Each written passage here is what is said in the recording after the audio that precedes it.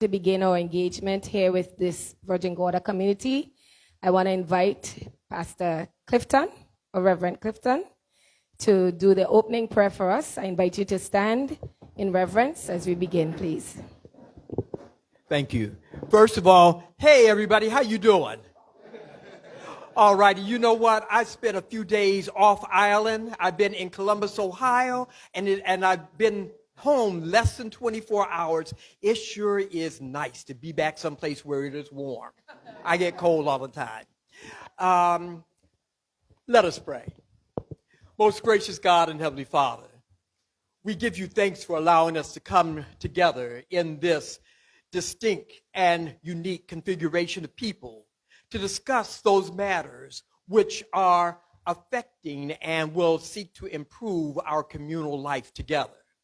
We ask for the guidance of your Holy Spirit to be with us and to rest deep within our hearts so that all that is said and all that is discussed will come together for the glory of your name and the well-being of these, your beloved people. All of this we ask in Jesus' name. Amen. Can I just bring greetings from the church too? Yeah, sit down, everybody. On behalf of the wardens and the vestry and the entire parish family here, I bring you greetings in the name of our Lord and Savior Jesus Christ, and we are so very happy that you are here tonight with us.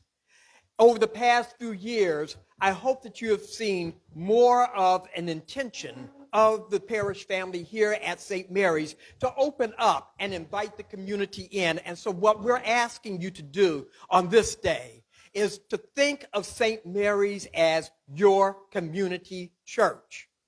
When you need something, come here. If you need a space, come here. If you need anything, come here. That's not to say I'm trying to steal members from other churches or anything like that. Please be where you are comfortable. But if you need something, think of St. Mary's as your community church and come here. We don't say we welcome you here. What we're saying is that we invite you here. And once you get invited here, you are welcome to be a part. Thank you again for coming. Thank you very much, Reverend Clifton, for allowing us to host this community meeting here at your church. Again, my name is Tasha Bertie. I'm the Permanent Secretary in the Ministry of Health and Social Development, and it is certainly a delight to be here in the community of Virgin Gorda as we engage with you in what we intend to make a regular occurrence, including other community meetings in our various communities around the Virgin Islands. With me tonight are some of my key support persons, and of course I would say our Minister, Honorable Vincent Whitley, the Minister of Health and Social Development, as well as the District Representative for the 9th Electoral District. We have here as well from the ministry directly, Dr. Ronald Georges, our Chief Medical Officer. Just give a wave so they know that you're in the space. And on my right, I have Deputy Secretary in the Ministry of Health and Social Development, Mrs. Natalie Foy Smith. Just a wave. And we also have our Chairman for the BVI Health Services Authority, Mr. Ron Potter. The Acting CEO, Chief Executive Officer of the BVI Health Services Authority, Dr. June Samuel, on the table with us, as well as Dr. Natasha Freth, the Director of Primary Health Care for the BVI Health Services Authority. I'm certain there are other team members from the authority here, and Dr. Samuel, I'll give you the opportunity to introduce the remaining staff from your team. Take the mic. Good evening, everyone. So we also have in the audience, we have Dr. Ba is here. Yes, Dr. Ba is one of the primary care physicians at Nurse Iris O'Neill. We have Mrs. Rhonda Williams, who is the Director of Quality for the Health Services Authority, is the Director of Nursing for the hospital. Thank you, Dr. Samuel. So we have an idea as to who's in the room. Now, we have some main objectives that we hope to achieve tonight, and I just want to hear from the community here in Virgin Gorda. As well as, of course, we want to also discuss some of what we recognize may be some of the challenges and the concerns of the residents, because it's important to hear your voices on these issues, as well as to shed some light from the ministry's perspective, from the BVI Health Services perspective, as to where we intend to take our healthcare system when it relates to our constituents here in Virgin Gorda. Now, of course, with everything, we would hope that this engagement will be done decently and in order. So respectfully, just want to set some ground rules.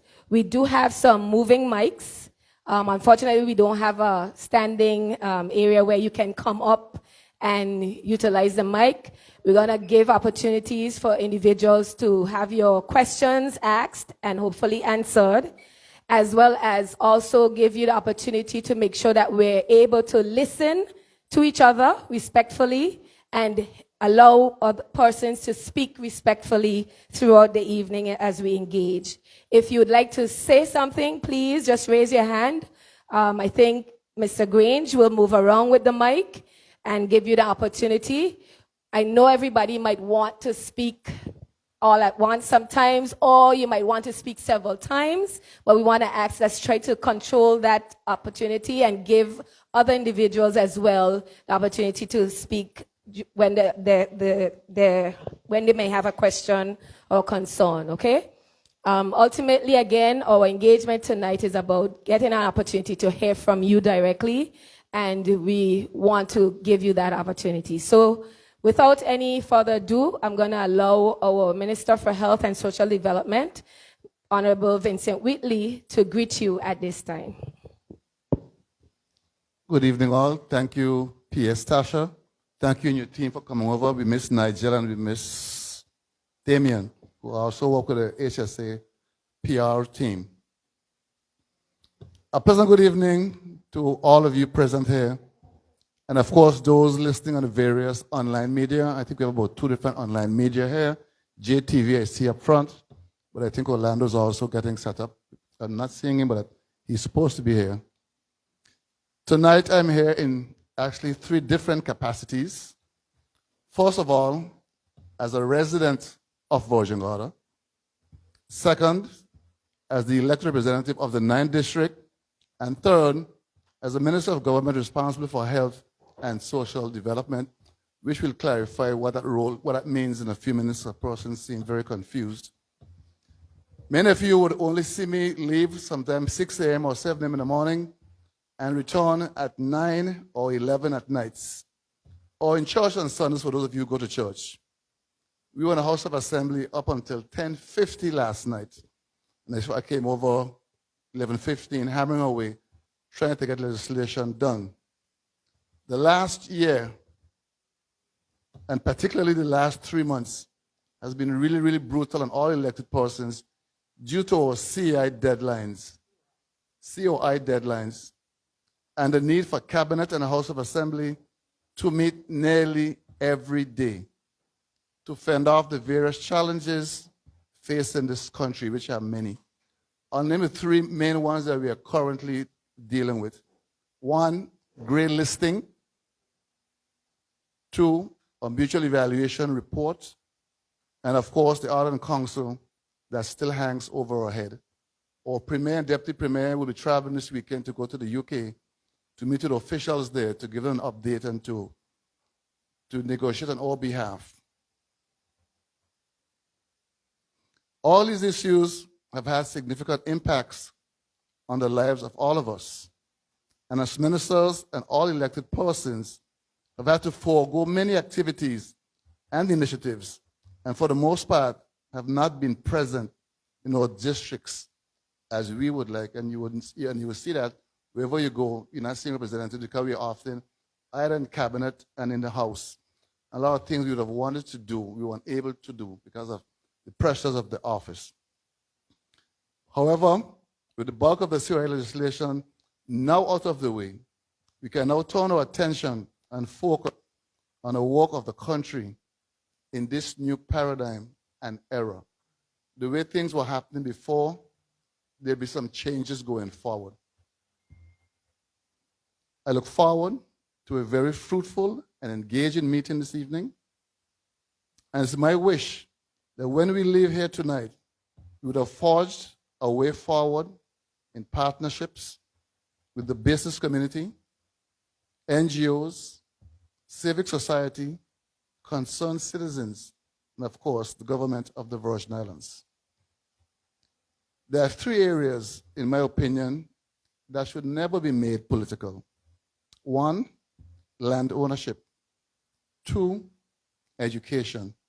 Three, health care. These are too important to us to play politics with. As always, I urge persons to speak up. Air your concerns, but do so, as you heard, in a respectable and dignified manner, as is the custom in the 9th District. Also important, allow your answers, your questions, to be answered. Again, I sincerely want to thank all of you for coming out, and I look forward to a very fruitful discussion here this evening. I thank you very kindly. Thank you, Minister. Of course, we have the team from BVI HSA, including the chairman. So I'd give Mr. Potter, Ron Potter, the opportunity to just give brief remarks, please. Yes, good evening, everybody. I know the protocol has already been established, but I want to say good evening to the Minister of Health, the ministry team, and the BVI HSA team. And most importantly, to the Virgin Gorda residents and those present and those out in Radio Land that have come to hear us. Welcome to the meeting to discuss healthcare in Virgin Gorda. I want to thank you for coming out in the numbers that you've turned out in. I trust our conversations will be respectful, fruitful, and beneficial for all. I mean, I also would note that the Virgin Gorda community has lost one of his own, Mr. Bucky Sprawl. And for that, I offer my condolences on behalf of the HSA board, management, and staff, and from my own personal on my own personal behalf. My name is Ron Potter, and I'm the chairman of the board of directors of the BVI Health Services Authority since March of 2023. Yes? Thank you, Mr. Potter.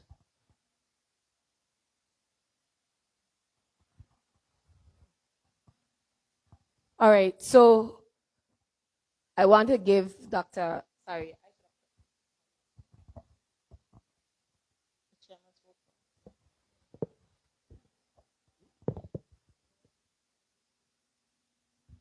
Okay, so we're going to allow Dr. Samuel to do her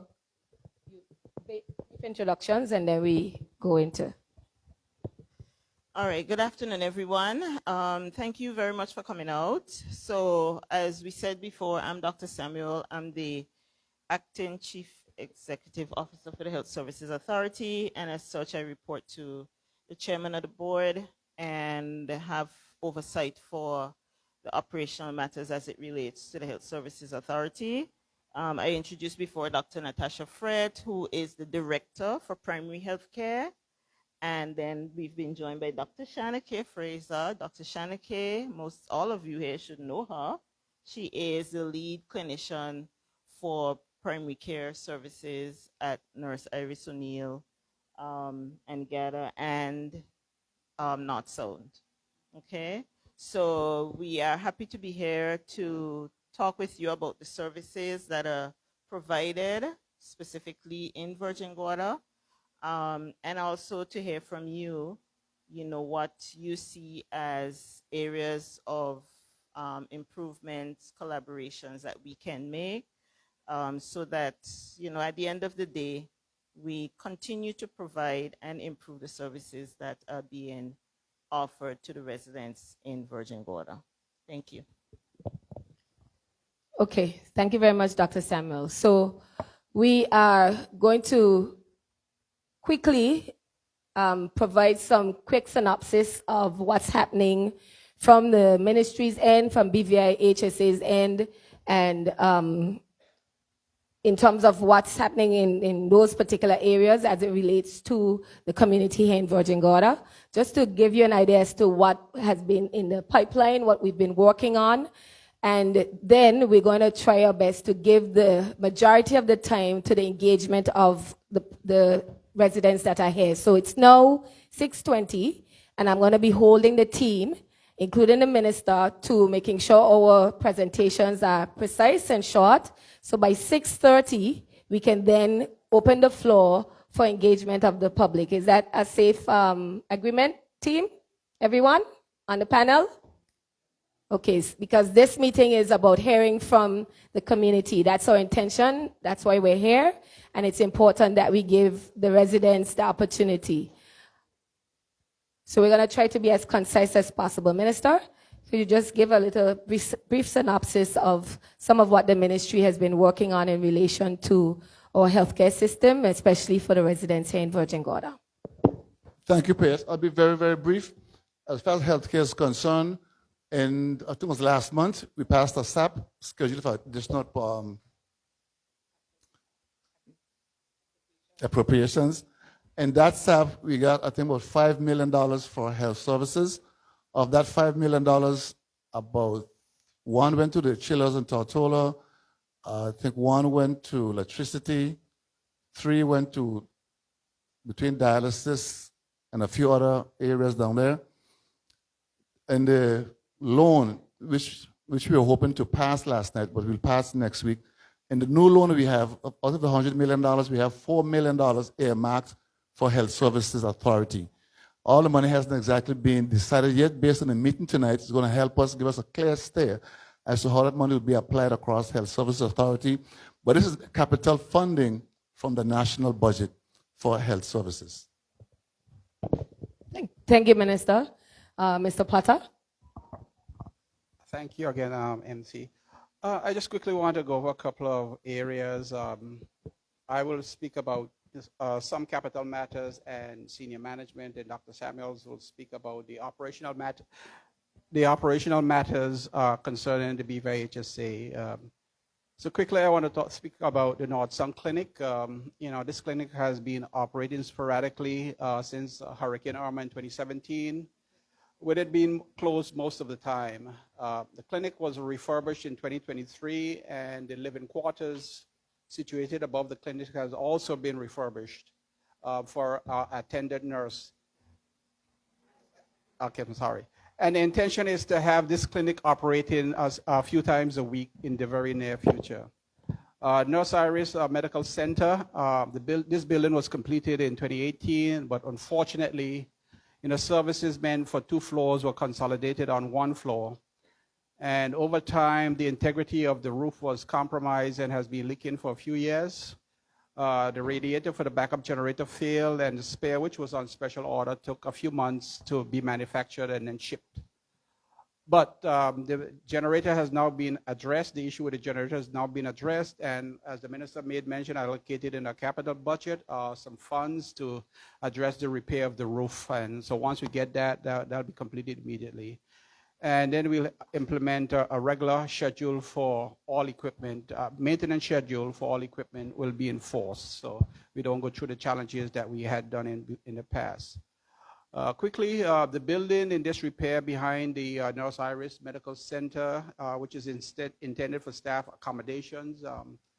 Designs have been completed. A site visit is planned for the next few weeks, and a bill of quantities to be completed so that cabinet approval can be sought for the funding in the 2025 budget. The basic services to be being provided, Dr. Samuels will speak more on that, but what I would say is that any additional services will be agreed with yourselves, with the various communities that we'll be speaking to, the government, and plans will be completed to address these additional services. But very importantly, what I really want to talk about is the senior management. The HSA is a very large operation. It's the second largest employer behind the government with facilities in all the main islands. The HSA, in one form or the other, has been providing healthcare services to the Virgin Islands since 1922. So we've been doing this for over 100 years. And despite that large operations, we still have to have a management structure and managers in place that ensures that community clinics are always part of the management discussion. And I think that's one of the things that we are really looking at to improve, or continue to improve, I should say. Not just health services in Virgin Gorda, but health services across all of the Sister Islands, health services across all the community clinics. And a couple of the positions I would speak to are, first of all, community clinic specific. The HSA, the BVI HSA Act requires a senior medical officer responsible for medical personnel and care in the clinics. This position has been in an active one for some time, but we recently advertised, we interviewed, and we selected someone for the position. This position is to be cabinet approved. We forward to you, Mr. Minister, the names, so hopefully we get approval of that person very soon. In addition to just community clinic specific, we're also looking at some positions that affect the entire organization, and what that is meant to ensure that the level of service that we provide to the hospital is the same level of services that we provide to the clinic. And the first position that we also looked at is Chief Nursing Executive, who's responsible for nurses throughout the authority. Again, I'm proud to say that we recently advertised, we interviewed, and we selected someone for that position. Mr. Minister, that name is also in front of you as well. And the intention is that, again, whatever we do for nurses in the hospital, we do for nurses in the community clinics. And a new position that we are looking at, and I think this is a very important one, is our Chief Operations Officer. Chief Operations Director. Thank you, Madam CEO. So this is a position that the board is considering, and the intent is to place a manager who will be responsible for all operational matters throughout the organization, whether it's in a hospital or in a community clinics. What we realize is a number of the positions were either you manage a hospital or you manage the clinics. We're looking at a position that across, whether the operations is in the clinic or whether it's in a hospital, we have that one person manage them so the same level of service is provided. And with these management positions filled, we would expect to be even more active in the community clinic arena. Thank you, Mr. Potter. Dr. Samuel, the floor is now yours.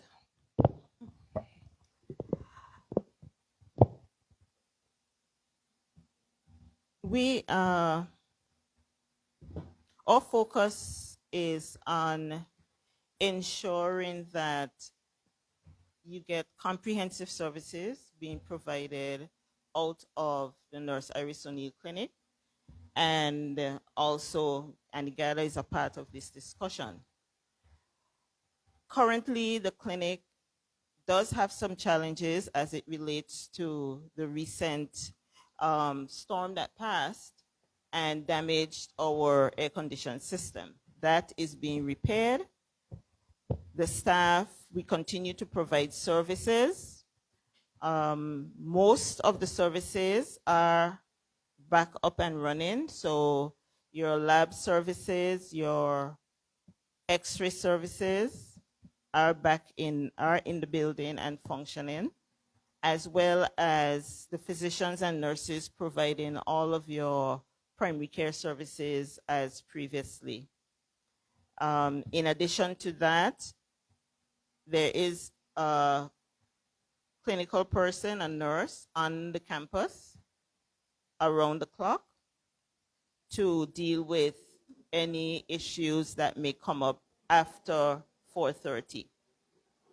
Okay?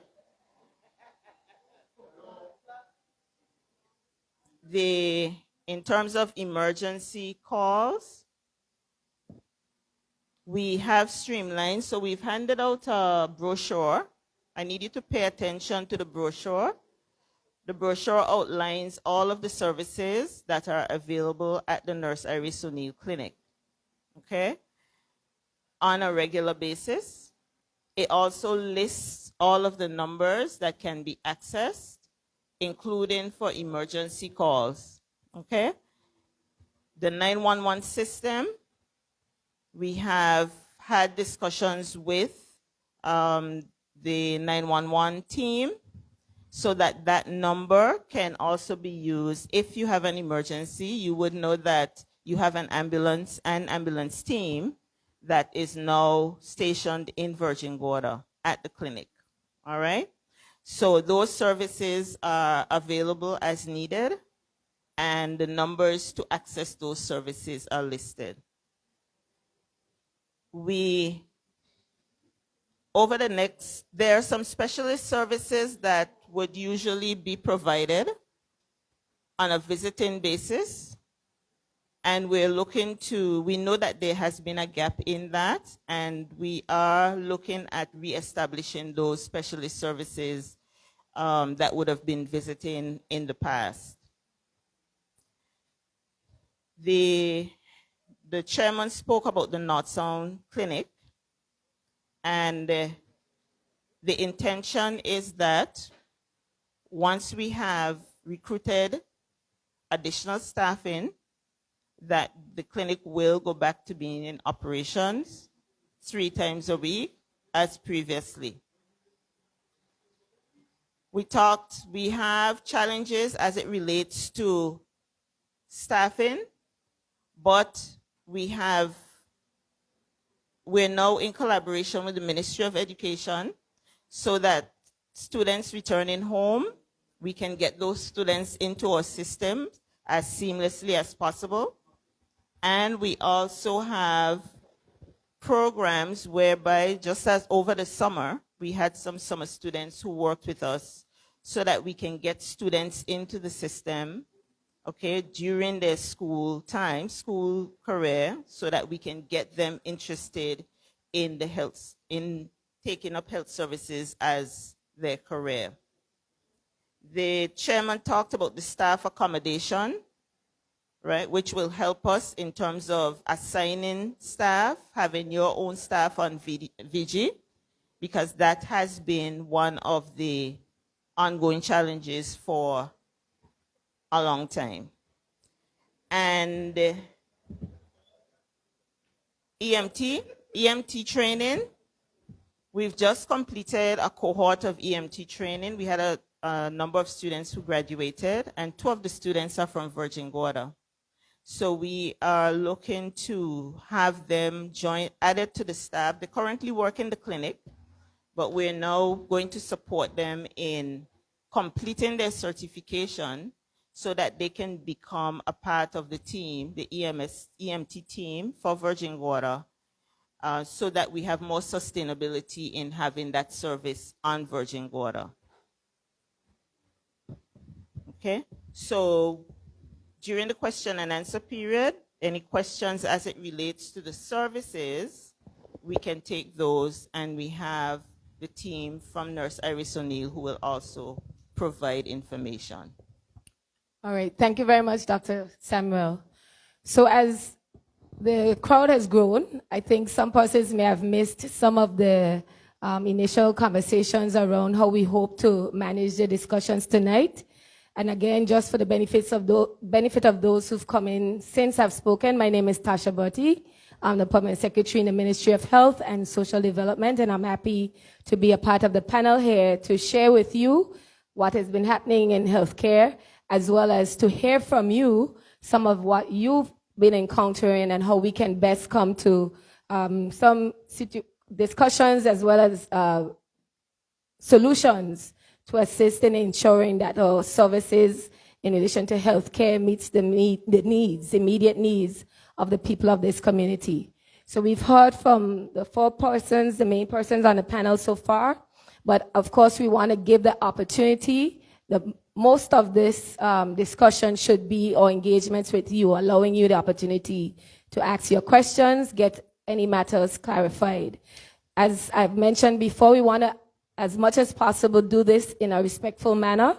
If you have a question, if you have a comment, you're going to be free to do so, but we ask you to do so respectfully. We also would ask that you allow persons the opportunity to speak as well as be able to listen so that you can hear those responses. We have two persons from the team who would have moving mics, Mr. Grange and Ms. Thomas on my left, your right, would have the mic. So what I'd ask is that you probably pop up like popcorn so that we know you have a question and we'll acknowledge and give you the opportunity to do so. So we're going to open the floor now for anyone. And I see a hand already on this end. Kyla? I'd ask that you just say your name, please. My name is Yes. Charlene Henderson. Thank you. And I'd like to have closure on what happened to Bucky. Because Wally, and I don't know if Wally came. I don't know if Wally's here today. Bucky wasn't feeling well. And he went to Wally and says, hey, I'm not feeling well. And Wally put him in the car. They drove to the clinic. And I'm not here to criticize anybody, but we cannot, in 2024, going on 2025, having a situation like what those of us that live here, you all go back to Tortola tonight. Those of us that are members of this community, if we get sick at night, we got to depend on Speedy's, the George's family, or like a Elton that we know to get us off island. And when they went to the clinic, the security guard met them and said it's closed. And in the olden days, before the new clinic was built, there was always a sign out on the doors at the old clinic with an emergency number. This new building, and I'm not trying to offend anybody, but we all walking this earth, and it's not about politics. It's about humanity. I'm not a political person, but I love everybody. Even if you hate me, I love you. You go home tonight and you're mad at me because of the words I'm speaking. I am speaking the truth. And the guard was not trained. And there was no sign on the outside saying, this is the emergency number. And that guard, and Wally went off on him. And Bucky was dying. He could hardly breathe. He was breathing through his nostrils. His lungs were probably closing up on him. And he and Wally are there saying to the guard, please call 911. And the guard is saying, I don't have the number. And that guard should have been trained. And whoever hired him, and our government, whoever the clinic, and we're human, we make error, but we don't mess with people's lives. And then they told them, go to the police station. They got there, the police are saying, why they sent you here? What are we to do? And by the time now Wally's puking, he's scared, he's crying. And that's Bucky's crying. And Wally's like, holy hell, this is my friend. We go to these basketball games. And my God, I realized the seriousness of what Bucky's going through. And at some point, Bucky's like breathing through his nostril. And he got back and he's like, oh my God. And I don't think Wally came. He's too upset. And that is our brother. We are all brothers and sisters. No matter Vincent there, he get in hell, you get in hell, we get in hell. We all get in hell. Somebody's giving us hell. But we must stand together as a British Virgin Islands community. And whether you're born here or you ain't born here, we're one. Whether you're an expat, we are one people. And the day of reckoning will come to all of us. And no matter how much money any of us may have, we ain't carrying none of it with it. And I stand here before you all, and I say Virgin Gorda needs more accountability for Virgin Gorda. And I respect all of you, but you're making decisions for us, and we're not allowed to make decisions for ourselves. And there's more I'd like to say. We need to know if this is our clinic. This was built. We felt good. We got dressed up to go to the opening of this new clinic. But what a sham of a clinic!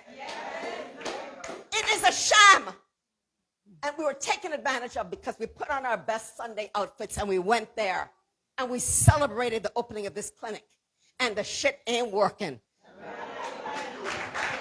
Thank you. Ain't working. And nobody's going to come here and tell me I must sit down. And I love all of you, and I'm not mad at you. I want you all to understand what it's like. For us, we love Virgin Gorda. This is our community. And I dare to say that the outer islands, we're all going through the same thing. You all sit in Tortola. You don't know what we're going through. You go home, you get sick, you get a stroke at night. You can call an ambulance. We got to go depend on the George family to help get us out. And we must find out what is our budget for this clinic. We must stop being like the Arawaks and become like the Caribbeans and stand as one people. And I say it with love, and I want you all to join us. I think I had enough. Right? Thank you. Thank you. I think we would give.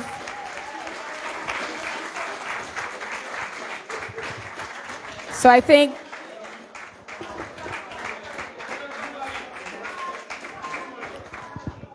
I'm sorry, as I think it's important that we give an opportunity for a response. Ultimately, we are aware and we recognize that there are family members here present who are feeling the brunt of this, and we want to also extend our condolences to the family.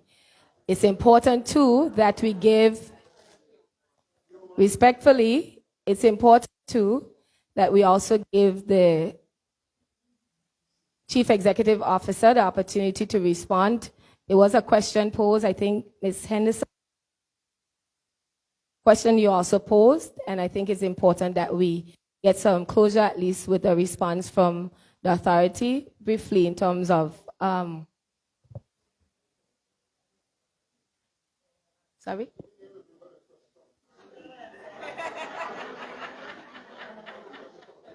They're asking what was the question. I suppose it was more of her projecting some of her feelings in relation to the matter. So, Dr. Samuel? So, we asked, I think, as it relates to the incident, we hear you, okay? We also made sure to make some corrections. You mentioned the absence of the number on the door, okay? You mentioned the fact that the guard wasn't trained, which means no clinical person was there. That has been corrected, okay? You mentioned about the emergency number. So I went through that earlier in terms of ensuring that everybody is aware of the emergency number and that all persons respond to the emergency number when it is called. You asked about the budget for the Nurse Iris O'Neill Clinic. Okay. I'm going to...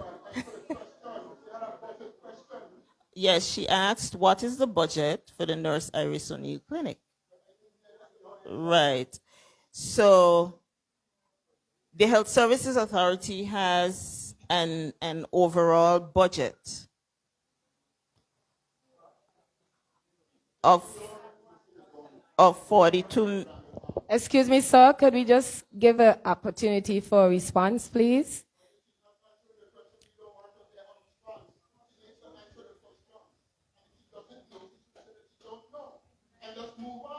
Okay. So the overall budget for the Health Services Authority allocated is $42 million. Okay. That budget is not separated by clinics. All right. So that is something. The minister is here, and the minister is hearing you. And it is something that was brought to his attention just this week. We had that conversation. about the fact that the clinics need to have separated budgets. All right?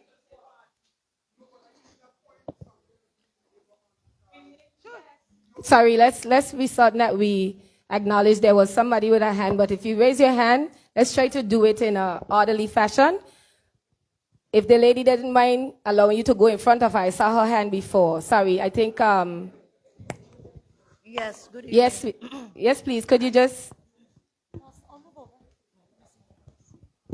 So you'll be next, Mr. Levens. Go ahead. No, you'll be next. She was first, sorry. Good evening. I kind of lost my voice, so bear with me, right? Okay, I am the sister of Reuven Bucky Sproul. Okay, can you hear me now? Yes. Can everyone hear me?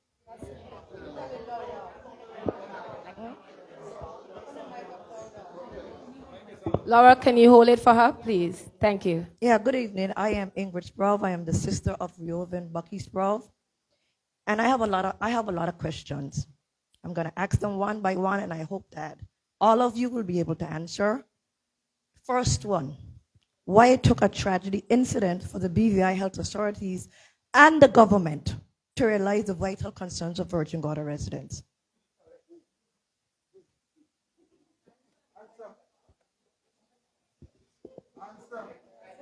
Sorry, you want to take it?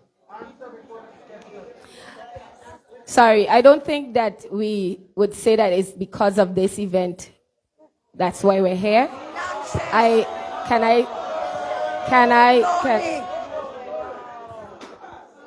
Baloney, don't come with that tonight, please. All right? My second question is, we have lost a resident. What is the government prepared to do to a grieving family, and why has anyone from the government side made any contact with outside of the BVI health authorities?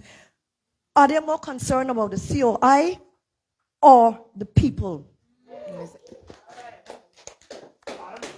Why couldn't it be both? In terms of government assistance to grieving families, through social development, we provide funding, and also through social security. With social security, the amount I think is $3,000, and with social development, it is I think $2,500 max. This is usually handled through the funeral homes. They normally do a package for you. Okay. This question is to you, Honorable Wheatley. Why only now you understand, or you fully understand, the needs for the people, and what is the timeline for improvement services such as dialysis from persons having to travel to Tortola? Don't forget, I also live here, and this pain is as real for me as anybody else. It's real. The plans we've had have been on the books for a while. In fact, the talk about healthcare has been around for a while. And I tell them, I'm not kicking a can down the road. I'm going to take the bull by the horns in terms of bringing about the much needed things. We do have money in the budget to actually do the things that need to be done. You raise the point of the COI, and unfortunately, we are a bit hamstrung by the COI, but currently we are at the tail end of that. We left the house last night, 10 minutes to 11, trying to get past so we can focus on the things for the people of this country. I'm not making excuses because I'm not very good at making excuses. We are about to do what we need to do. Again, for the last year and a half, we have been laboring with the COI. The last 3 months have been intensive, and that's a fact. That is a fact. Respectfully, I think we want to give other persons the opportunity. I think we want to also, you've had 3 questions so far, and I want to give also other individuals. Mr. Levens, you had the mic. We may come back to you if you don't mind. We will come back and give other persons. Not finished. Mr. Levens, you want to allow her, or just to give everybody opportunity? I just want to be fair. We did agree. We're going to give several persons the opportunity. You want to go ahead? Go ahead, sweetheart. Go ahead, please. Honorable Wheatley, are you aware of the current petition that is currently circulated with regards to the urgent healthcare needs? I am aware of it, yes, ma'am. I am aware of it. And this meeting, like was said earlier, is not necessarily a response to the healthcare. And I saw over the petition, sorry, and I saw over 500 signatures. I really thought it would be more, because this is an urgent matter that's been kicked around too long. I'm not prepared to kick this can any further. I didn't answer your question on dialysis. I said earlier, maybe you weren't here, is it, that we did start some work on total dialysis to get that finished. Once that is completed, we will begin to work on virgin water. It is.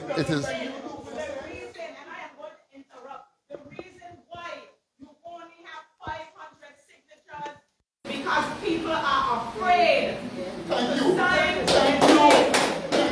They are afraid. I have work permit holders who have said to me, and yes, I am interrupted, and I said I was going to behave, but I am not. But I cannot let that pass. The work permit holders have asked me, they said, Sharon, we are afraid to sign our name to the petition. And my question to them is that in the middle of the night when you have to go to the clinic or wherever, are you a work permit holder or are you a humanitarian? And I could not let that go. And I encourage everybody to sign that goddamn petition and get it to the governor. Because all y'all doing a set of excuses. Years and years we've been listening to your drivel. And it got to stop. It has got to stop. You found over $4 million to party and dance and jam. And some of us party and jam too. But you mean to tell me that in your budget sorting out, you couldn't sort out $500,000 to deal with Virgin Gorda and to deal with the Out Island clinics? Man, y'all don't take us for no fools. Don't come here and take us for fools. That is true. That's very. If what you're saying is true, that's quite unfortunate because lives are lives, whether you're a work permit or belanger. That's quite unfortunate. Good night. Good night. My name is Coyle Evans from the sister island of Anegada, 9th District. First and foremost, let me just say my condolences to the passing of the gentleman. Looking at the situation from the outside, the reality is the BVI Health Services dropped the ball. And that is a reality because the situation we have is how do you prioritize Anegada and Virgin Gorda that is more at risk? I hear just a while ago a discussion about hiring of staff. How do you hire CEOs but yet not song is still outstanding with staff? Where is your priority in terms of hiring people? Now, I know we're operating with limited resources, but you can't allocate a budget and put everybody in the same pool because the risk factor for each particular island is different. The other thing is, I'm from Anegada, and one of the things we struggle with is medical emergencies through the night. And I think that we really need to address some of the issues because the reality proves itself. We have evidence of a situation that prove lack thereof of proper processes in place. Now, my thing is, I think what we should do here tonight is leave out of here with a proper solution, but more so I think the health services need to reevaluate how the outer islands are being managed. Because I am from Anegada, and I've seen people have medical emergencies. You cannot put an individual on a boat and cross at least 15 miles of rough water during a September or December month. And I think we have been going over and over and over. A lot of these islands are left vulnerable because of decisions that are being made. Now, it goes back again as to the original question, where are the priorities? Because we have a situation where monies, you're telling me about a budget, explain to me how much is allocated for Anegada, how much is allocated for Virgin Gorda, and what is the strategical direction the health services is carrying each of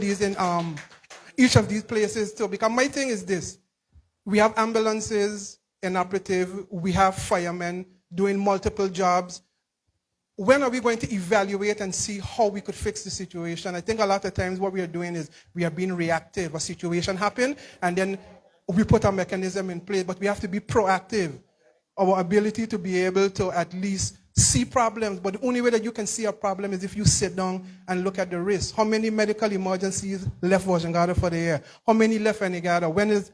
What time they occur? How much money are we putting in place each year to make sure that we mitigate against these things? We are not on the island of Tortola. And we expect, I think as a representative, you have a duty of care to ensure the safety and the lives of the people. And while I as a man don't like confusion, I have to look you in your face and tell you, you dropped the ball on this one, my friend. You dropped the ball.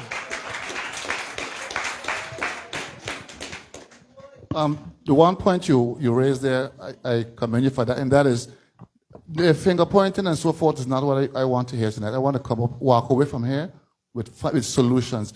Those numbers you spoke of is something we looked at very, very recently. You'd have seen earlier this year, I went to St. John to look at the possibility of what is the best option in terms of evacuations. Is an ambulance boat the option? There are several options to look at, and the numbers tell a story also. So it is things we have been looking at, so it's not like we're not. No, I'm not hearing you. I'm not.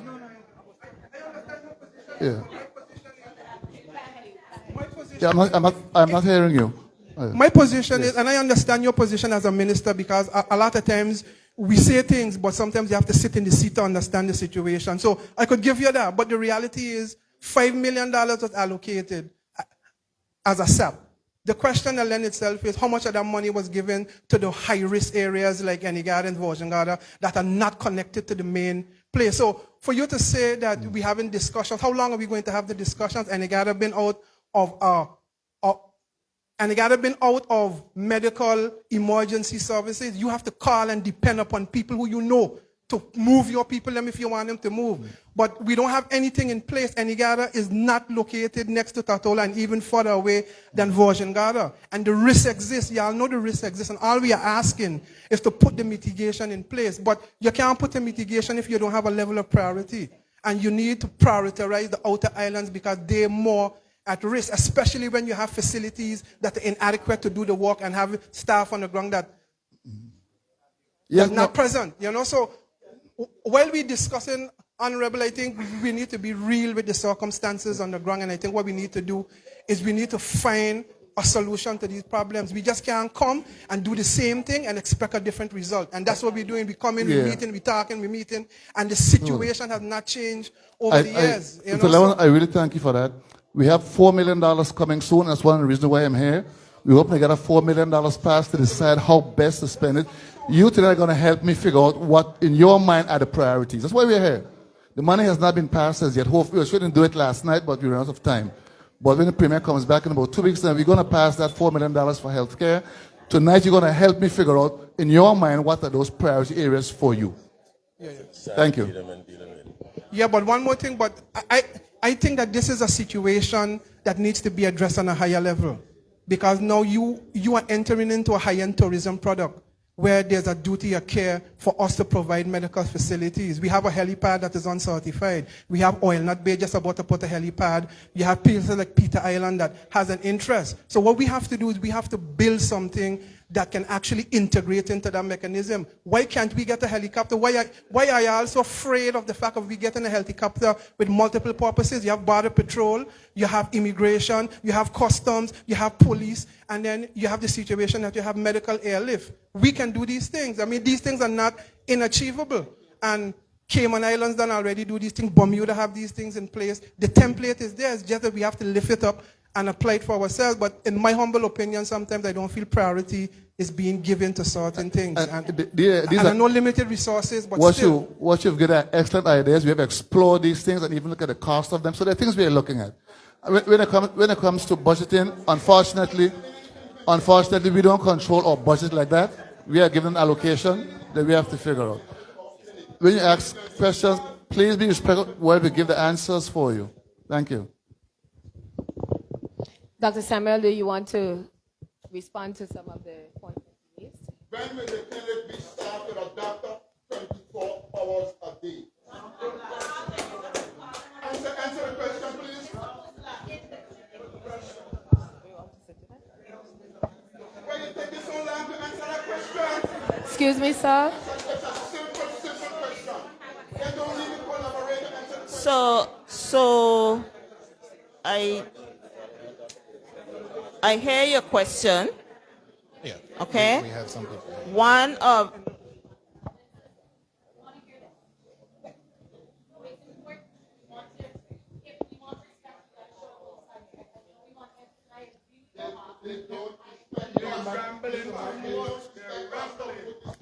Laura, could you speak into the mic, please? Sorry. Mr. Grange, could you just go close to... Yes. So we want to cover a number of things this evening, and we want as much information as possible. If 10 million people are shouting, we're not going to accomplish anything. And I don't understand the emotions, but we also want to accomplish something. So we're going to give Dr. Samuel an opportunity to respond, and then we're going to hear from this resident, and then we'll come to you, okay? Okay, so we have looked at the possibility of having a physician in the clinic for 24 hours. It is a matter of having adequate staffing. I said that earlier. We currently...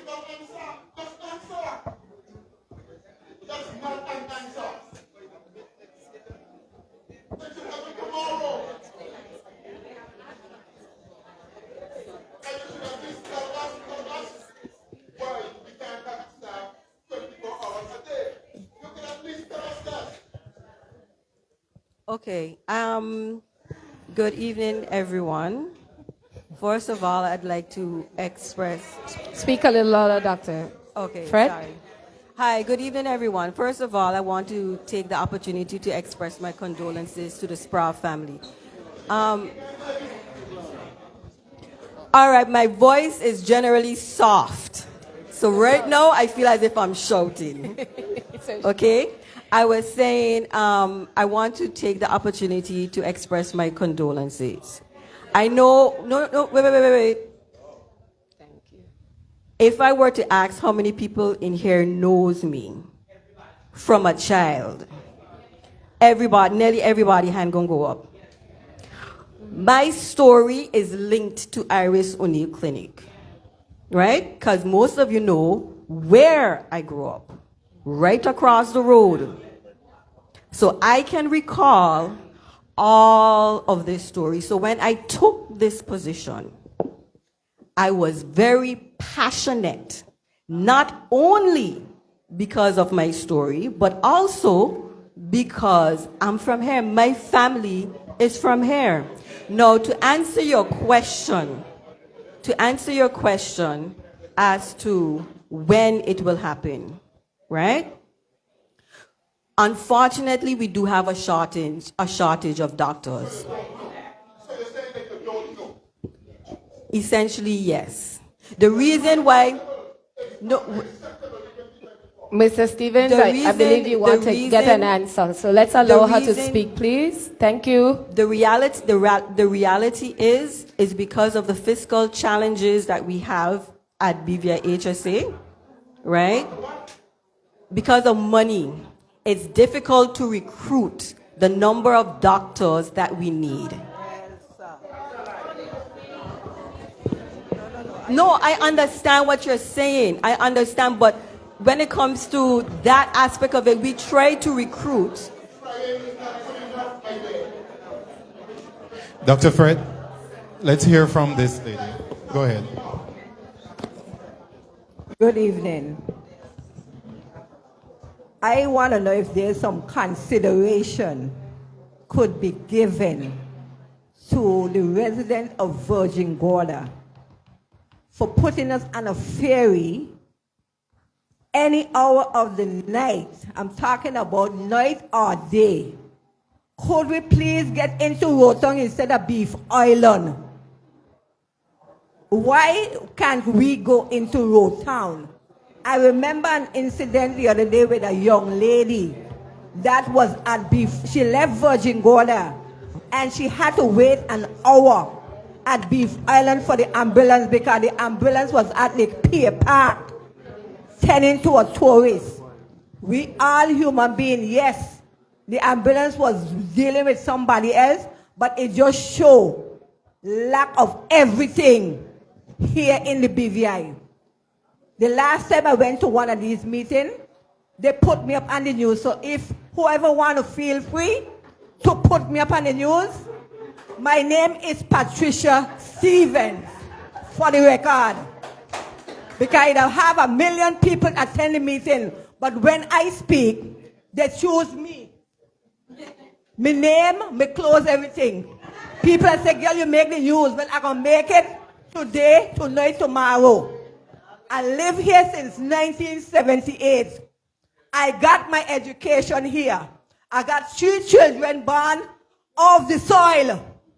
And I'm going to speak. I ain't no work permit. And I'm going to sign the petition 20 times. I'm going to sign for the rest of them who can't sign. Because I know that you guys could do better. And some of you in the House of Assembly and in government, Vincent Whitty, you is one of them. I greedy pay. The greedy bill. And forget the people them. Because you all feel that we have to vote are you in and we can't vote are you out. But we will. And we're going to try to get that greedy bill changed. Even if it takes the UK to do it. Because I too complacent with people's life. Okay? Thank you, I Ms. am not Stevens. going to do it. I have children here. I have friends and family here. And Virgin got the people them. They're afraid to speak out because some of them going to be victimized. But I got Jesus on my side. I got him on my side. No weapon. No weapon. You All right, understand? so we're going to give farm the... against me going to prosper because the people them deserve better. Okay, we're going to deserve answer that better. question, Dr. Samuel. I think the question posed was around the docking, having the emergency persons go to the Trellis Bay, Rotor instead of Trellis Bay. Can we have some feedback on her question, please?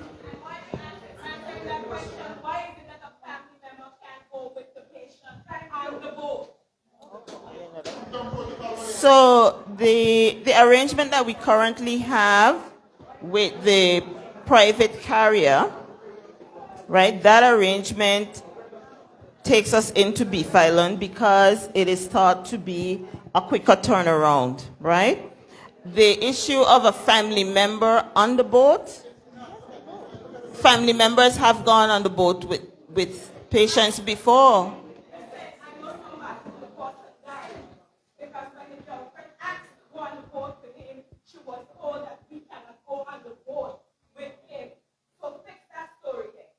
Okay, so I'm not aware of that, so we'd have to ask about that. Okay, so we have... Laura has been waiting for a while. Go ahead, Laura. Good night. Thank you, Laura Fox. I think it's really important for you to understand why people are so upset. This is real for us. And as someone said, and I'm not going to be long, I actually have a question and then I have a solution because I believe in being solution-oriented and I want to help because I cannot continue to watch all of this. Now, Ms. Bertie, I respect you to the moon and I'm so glad you asked for respect. So my first matter of business is, Mr. Potter, I need you to take that smile and smirk off your face, please, with all due respect. Because there is nothing more disrespectful than discussing something of such drastic and urgent nature and to have the chairman really and truly look the way that you are exuding your body posture and your mannerisms means you are not actually here to listen to us. And I'd honestly ask you to step outside if I was a little less or more rude, I guess, but I'm going to tolerate it. But I just need that noted on record, please, because it is extremely upsetting to come here and express opinions and watch people suffer. And that's the expression on someone's face, okay? Just as a note. So I think one of the biggest issues we need clarified, and this is why I'm up asking the question, is urgent and emergency care services daily, 24 hours. I think what would help give clarity to this conversation, and this leads to my solution, is what does that look like currently, as of right now at Iris O'Neill Clinic, in terms of what is the latest shift a doctor is there, no, let me rephrase that, is scheduled to work until, a scheduled shift. And then I would like to know, please, when the on-call shift starts. Because I know pre-Ernesto, the scheduled shift was till 10 or 11 at night. I thought it was 10. Someone told me it was 11. I think the residents, first of all, can we get some clarity on that? Hello, good evening. Thank you so much for your question, Mrs. Fox. And it is an excellent question, which will certainly outline so many of the issues that we have internally. And I'll start back a little further. You said urgency and emergency. There's so much more. There's primary care and extended community medicine that we do. So there's a large gamut of service that we provide because that's what the community needs. And then the number of staffing that we are able to have on a daily basis to spread across all of this. It is the same nursing team, physician team, and allied team that provides everything 24/7. Currently, we have a gamut of 5 physicians that spreads across Virgin Gorda and Anegada. And of course, North Zone, not to be left out. Our scheduling has to cover from 8:30 a.m. to 4:30 p.m. regular primary care. That was way before the new facility. We saw the need that had to be extended. So we went to a further 7 p.m., and this is based on numbers. And then at 10 p.m., it's actually 10. Now, with changes in staff numbers, we try our best not to have one physician on any shift, but more than. Because imagine you have 10 people showing up for primary care to see a doctor, but here comes 2 emergencies. It's the same doctor, it's the same nurse. So we try the more increased frequent time of visitation to have cross coverage. Because we lost, unfortunately, some team members, we can't change the service plan. It is, the community is growing. What we've noticed, and numbers will tell you this, there are increasing number of emergencies. And we've taken within primary care to try and find out why.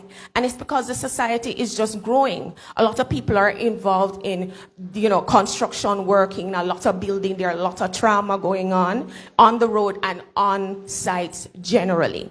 There's also an increase in chronic diseases, and because of reduction in the amount of primary care or preventative medicine that we've had over the years, people just show up sick, heart attack, stroke, diabetes causing them to stroke out and have coma. So with that, no, we have to be present all the time. Now, pre-Ernesto, we actually try to maintain the 10 p.m. shift, and that's stretched down to one person being there. Right? My role is dual. It's both administrative as a public health specialist and also clinical as a generalist. So with that, I increased my clinical time because the need was there. So of course I have to step up. We also tried to cover Anegada much as possible. With that, we drawed from help from the emergency room when they could offer it for someone to go there, so at least we could maintain here, or from East End Clinic when there are 2 physicians covering Long Look and East End Clinic to go to Anegada so we could go. Now with that, it tells you a doctor will, no, I'm answering her question completely. With that, a doctor works primary care coverage 5 days per week. But emergency care is 24/7. So there's 7 days per week, but how many doctors? 5. So it tells you that a doctor is going to be doing primary care and on-call service to cover the extra hours that are there. But doctors, nurses, the entire team, we are also human. We live in the community. We also have to get scheduled time off, even though we're working way more than the 40 hours. That's allocated, and that's standard. So that's the scheduling. What happened to help a little bit with Tropical Storm Ernesto, and I have to say it because, it's what happened. There was a very serious issue, infrastructural issue, that was unsafe, not just for us, but clearly for the community. And because the building was inoperable, we were at the Vanderpool administration building for 2 weeks. And during this time, we still offer that 24/7. We worked throughout the day. We even put on the person who was in the night. They were slotted for the night. Emergency came in throughout this 2-week time. Emergency came in. People were called out in the same way. And I'm so disheartened by this unfortunate event. But if something could go wrong, everything that could go wrong went wrong. And it has brought this that was coming from before, but it has propelled it. And I'm really hoping that the solutions we're looking for, and it has to be timely, will come sooner rather than later. I hope that answers your question.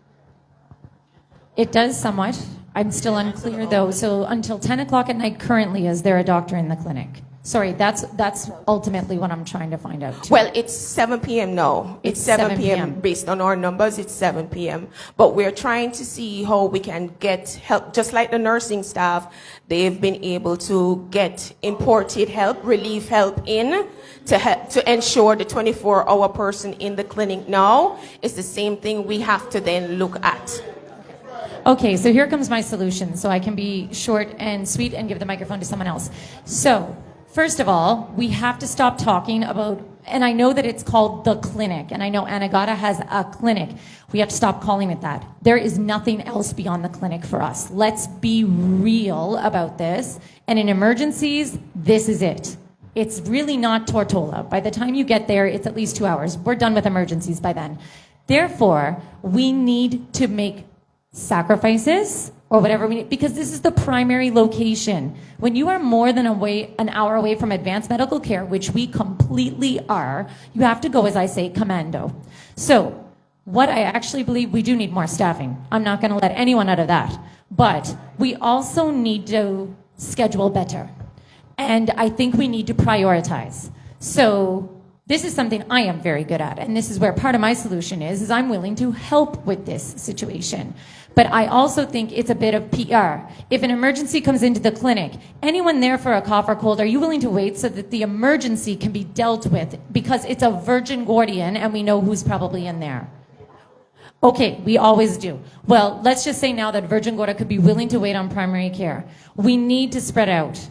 We may have to, honestly, I'm willing to sacrifice some things to get the emergency side coverage through the night. I'm not saying permanently. But I do think it can be done. This is a scheduling thing. And this is the only borderline disrespectful, but I'm going to say it in a really nice way thing. We need to stop our doctors doing private business out on the side when the clinic is paying them for their hours. And I'm not going to call names, but it is happening, okay? And I appreciate right now that we're not in an ideal situation. 40 hours a week is not ideal, but I know everyone works more than 40 hours a week right now. If you need help, there are people trained in the community to help you. Let them help. Because this is our community, and there's no way anyone's going to stand around and wait for people to happen. So I am offering my solution of helping with scheduling. Shoot me everything you have, and I will do my best to try and help you. Tell me what you need, tell me what you don't, and I will get creative and out of the box. That's how we're going to get through this currently. We have to get out of the box. Thank you so much. Ms. Fox?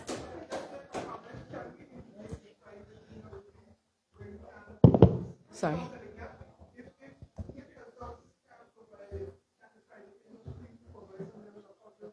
Okay.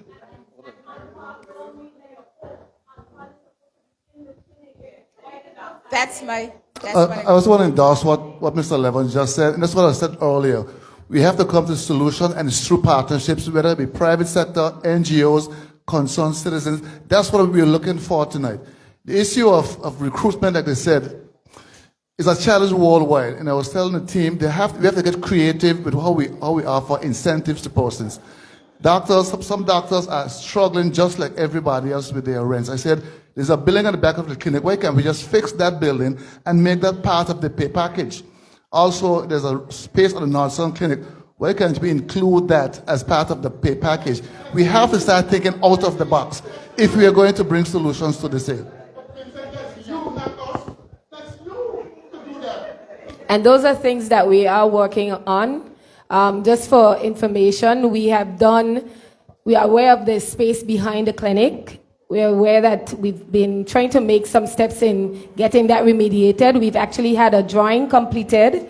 We're in the process of working on a bill of quantities with the hopes that that facility can be within our 2025 budget expectations. So that is something that would certainly help. Again, a solution to a problem, because then we'll have a safe location where staff, hospital staff, the doctors and nurses can be physically present and be able to live comfortably and be able to support the work at the clinic. So I wanted to just raise that. And I think the authority, of course, will take on the recommendation from you, Ms. Laura, Ms. Fox, sorry, and the support. We have some other questions, and I'm also mindful of the time. Yes, Mr. The question? Okay, you've passed it on to, I saw you earlier. You want to give her a chance, sir, Miss? Okay, go ahead. Okay. Hey.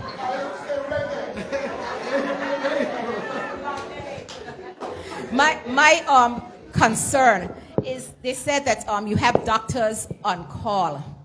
The problem with that is when the doctor is on call, some of them may live at North Song, the duration of time to get here to the valley, those are different things. If you're on call, you should be stationed right here in the clinic, you know. The other thing, the building behind, as you just spoke about, that should be a priority. You have nurses and doctors all over the place. Provide, if you have 2 floors where the doctors and nurses live, there you'll have accessibility to access to the clinic immediately, right? And then downstairs, then you can have like your radiology and those different things that you have. Now, the other thing I was concerned about is we have general practitioners, more or less, in the clinic, right? And we have no specialist doctors. Some of these doctors train in trauma, because especially when it comes to heart attacks and strokes, you need that kind of specialty services. And those are things that need to come into play, right? You gave out a very impressive brochure.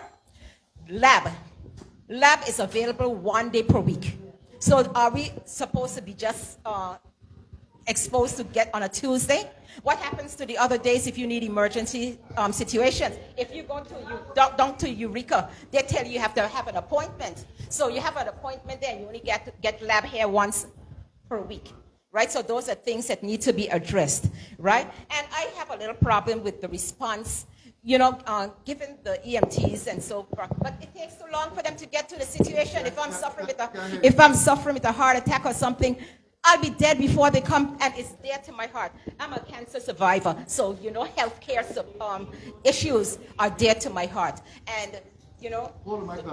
Okay, and you said your Department of you know, Health Services and the seniors program come under that. Our seniors are dying from dementia, lack of mental stimulation, and there's nothing in place for our seniors.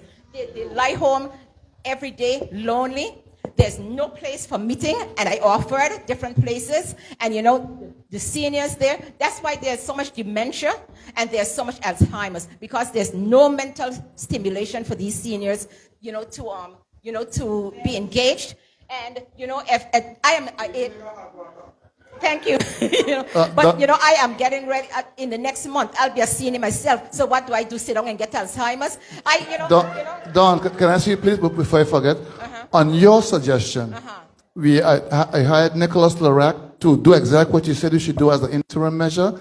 That is to build on a deck onto this current seniors' home.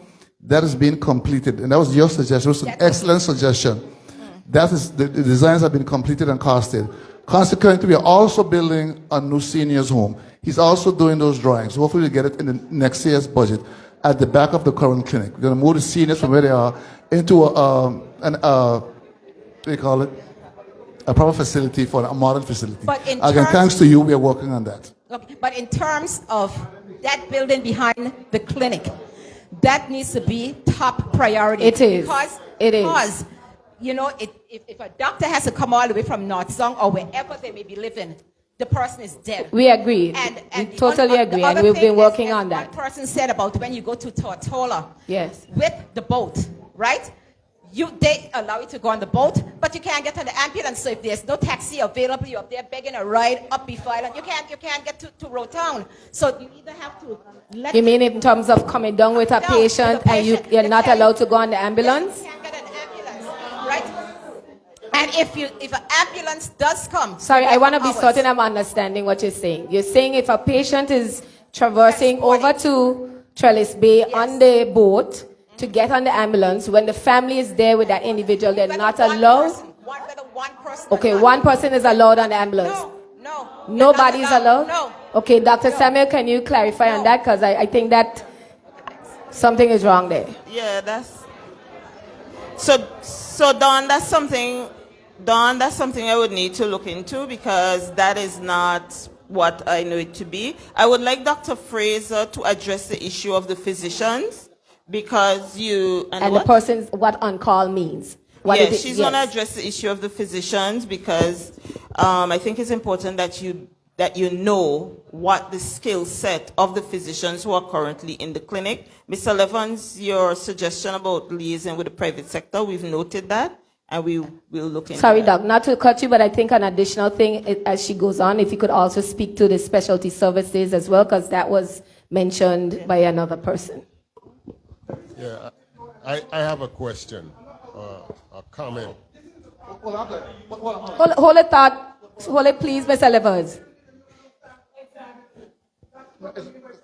Accommodation. Yeah, We'll have if you build it, they will come. We're operating on that pretense. So, This is Mr. part of the Levens, equipment, exactly. Mr. Levens, Have to clarify. Mr. Levens, as part of the challenge, right, Dr. Fred spoke about recruitment of staff. When we recruit staff for Virgin Gorda, we have to recruit staff that are more senior, okay? And one of the challenges our staff has had we've had staff leave because of issues with accommodation. So that is why, excuse me, so that is why, right, having the accommodation would assist also if we're going to share staff, because sometimes you have to bring relief staff from Tortola, and if we have places for them to stay, okay, the EMS, the EMTs currently, right, the EMTs currently that are here, okay, the spaces where we've had to put them, we have to provide accommodation. So having accommodation is important. But let...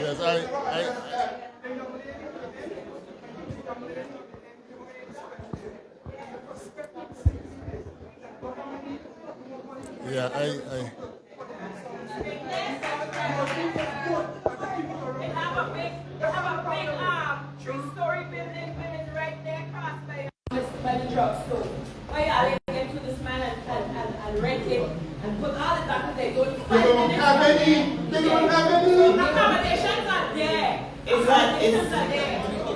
You know, I think what is my problem that people have what happens is we need to start with what money behind the thing is problem. So let me talk about the area. The government have to make a commitment to put the money so that we can get the resources. I have a comment, please. I would like to say something. Because we are here tonight because of what we call government-sanctioned medicine.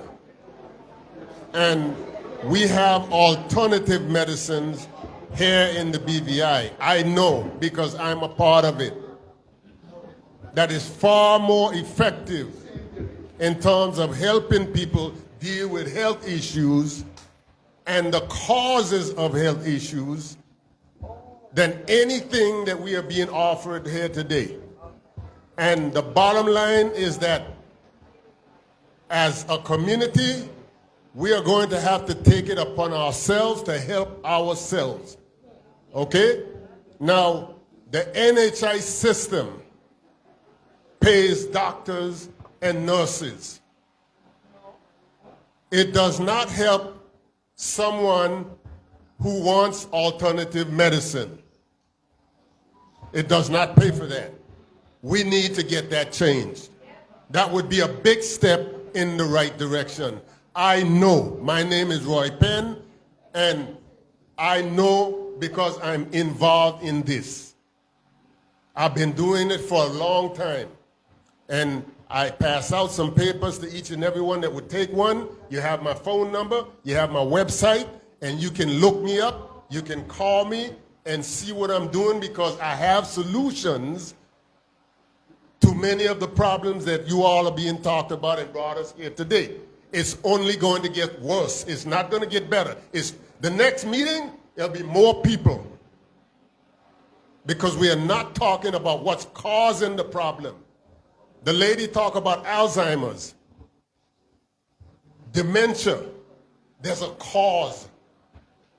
Something is driving these things, making them happen. It's not people's fault because they don't do puzzles, you know, and these kind of things. So we need to take a critical look at all of this, and we need some solutions. We need some solutions. We need to get the alternative, the NHI to release some money to pay for alternative care, because it's available. Thank you. Thank you, Mr. Penn. I see we have, right, thank you. Good night, everyone. I just want to make a few comments with suggestions of how we can improve the situation. Thank you, sir. First of all, I want to say that why we are here tonight is because our health is our greatest asset. I want to commend the doctors. I hope the doctors don't feel we're beating on them, but really and truly, they're our best asset on Virgin Gorda. Health is. That's why we're here tonight. Please give our doctors a hand, okay? We're not against you. I have great respect for them. Now, number one, I want to talk about health briefly, and secondly, the need for a lobby. Give me a chance to explain by a lobby. Now, health contributes in Virgin Gorda. Virgin Gorda contributes financially, probably the bulk of money in tourism to the BVI coffer. I was trying to find some statistic, but I couldn't, all right? There is room for improvement, of course, but if you look, for example, you have, I call it the billionaire street. From the time you get to Mosquito all the way to Oil Nut Bear, there are about 16 billionaires in our region. How can we tap into them? Next one, there's money there. We need specifically for Virgin Gorda, one is a boat, an emergency boat that is designed only for emergency. Take that one, an ambulance boat, whatever we need. But yes, we need more staff, and Laura mentioned. Yes, we need other things. Do you know the BVI has the most financially sound social security system in the world? We have about $1 billion. They stop announcing it.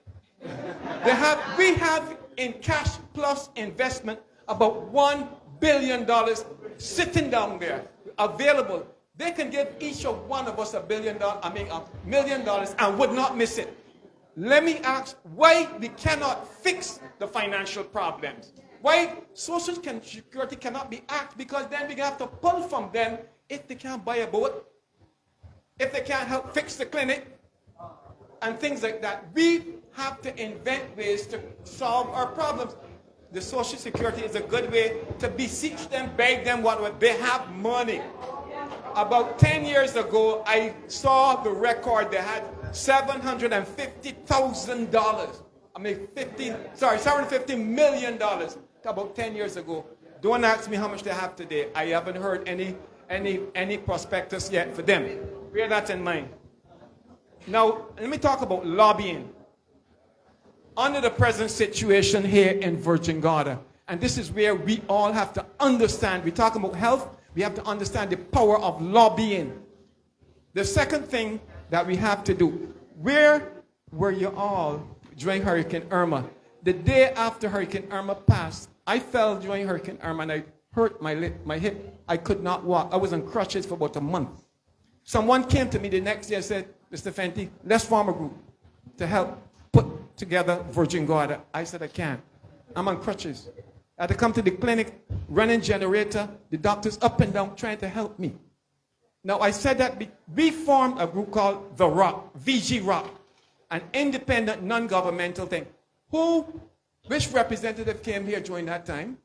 Don't answer the question. Nobody for days. Now, let me say also, during crisis that we have, and that was only one, we will have more. Are we prepared to plan these? We need a lobbying. VG Rock was our lobbying structure. Today, we have a district representative who lives on VG. But I ask you another question. Where are the at-large members today? Where are they? I am not a politician. I'm not interested in politics, period. I'm interested in helping people every day. That's what I do. Where are our at-large members? They should be here, right? Therefore, we need in Virgin God independent that can lobby to a district representative, that can lobby to our government, a group that will say, listen, we ain't politicians, but do something because the people put us here.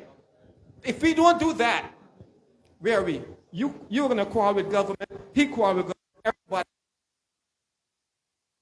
Forming a non-governmental, non-partisan group is the way to go. I understand something is the work, so stand by. I don't know much. I don't want to know much about it yet, but you will hear about it later. That is what we really need. I mentioned two things. Number one, the health services, and number two, a lobbying system. So the government has the power to put in place a lobbying system, but they dropped the ball.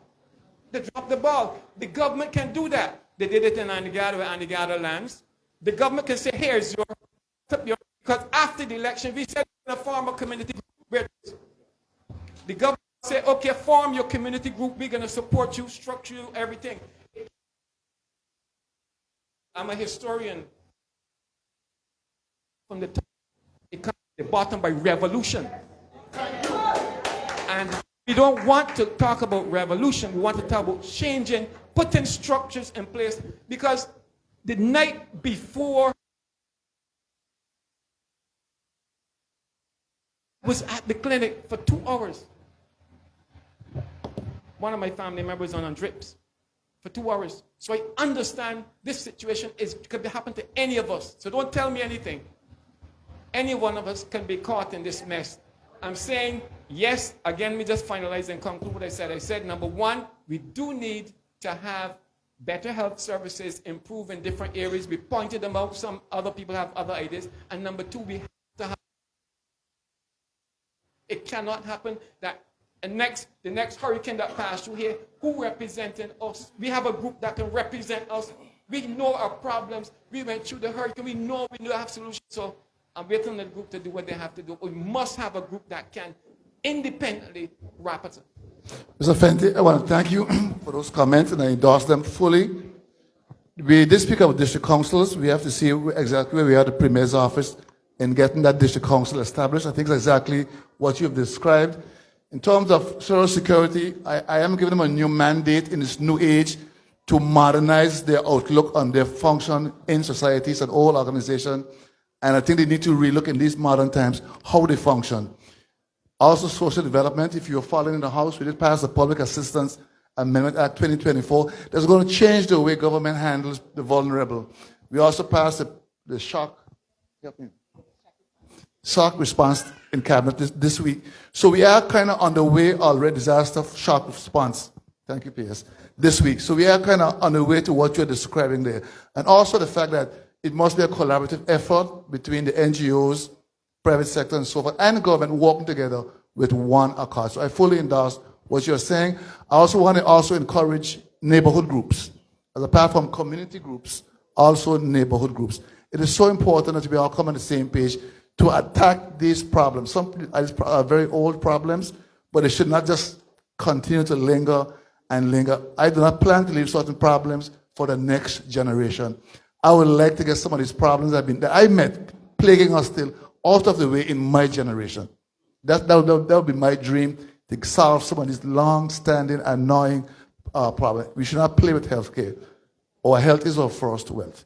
Other questions? All right. Before you Actually, go, hold on. Honorable- Faye had a hand up a long time ago. Oh, I What's just up? wanted, Go ahead. I just wanted to endorse what Mr. Fenty said in terms of community groups, and just to let you know that there have been efforts for a multidisciplinary community group that would speak a lot towards disasters and speak a lot towards health. And Ms. Nikki, I've been in communication with Ms. Nikki in order to have that established, and other members of the community also, to have that established, particularly on the sister islands. So that is something, yes, that we've been working on. All right. Good evening to everyone. I am Faye Reese Charles, and I'm here because I know that this is a very important meeting put on by the health authorities. Now, a few persons already said some of the things that I feel we need to really be looking into, but I'm just going to say it so to help to impress that there are things that we really need to be considering and to get in place. A few years ago, there were helipads put down over certain places in the territory. I'm not quite sure where is the helipad for here in Valley.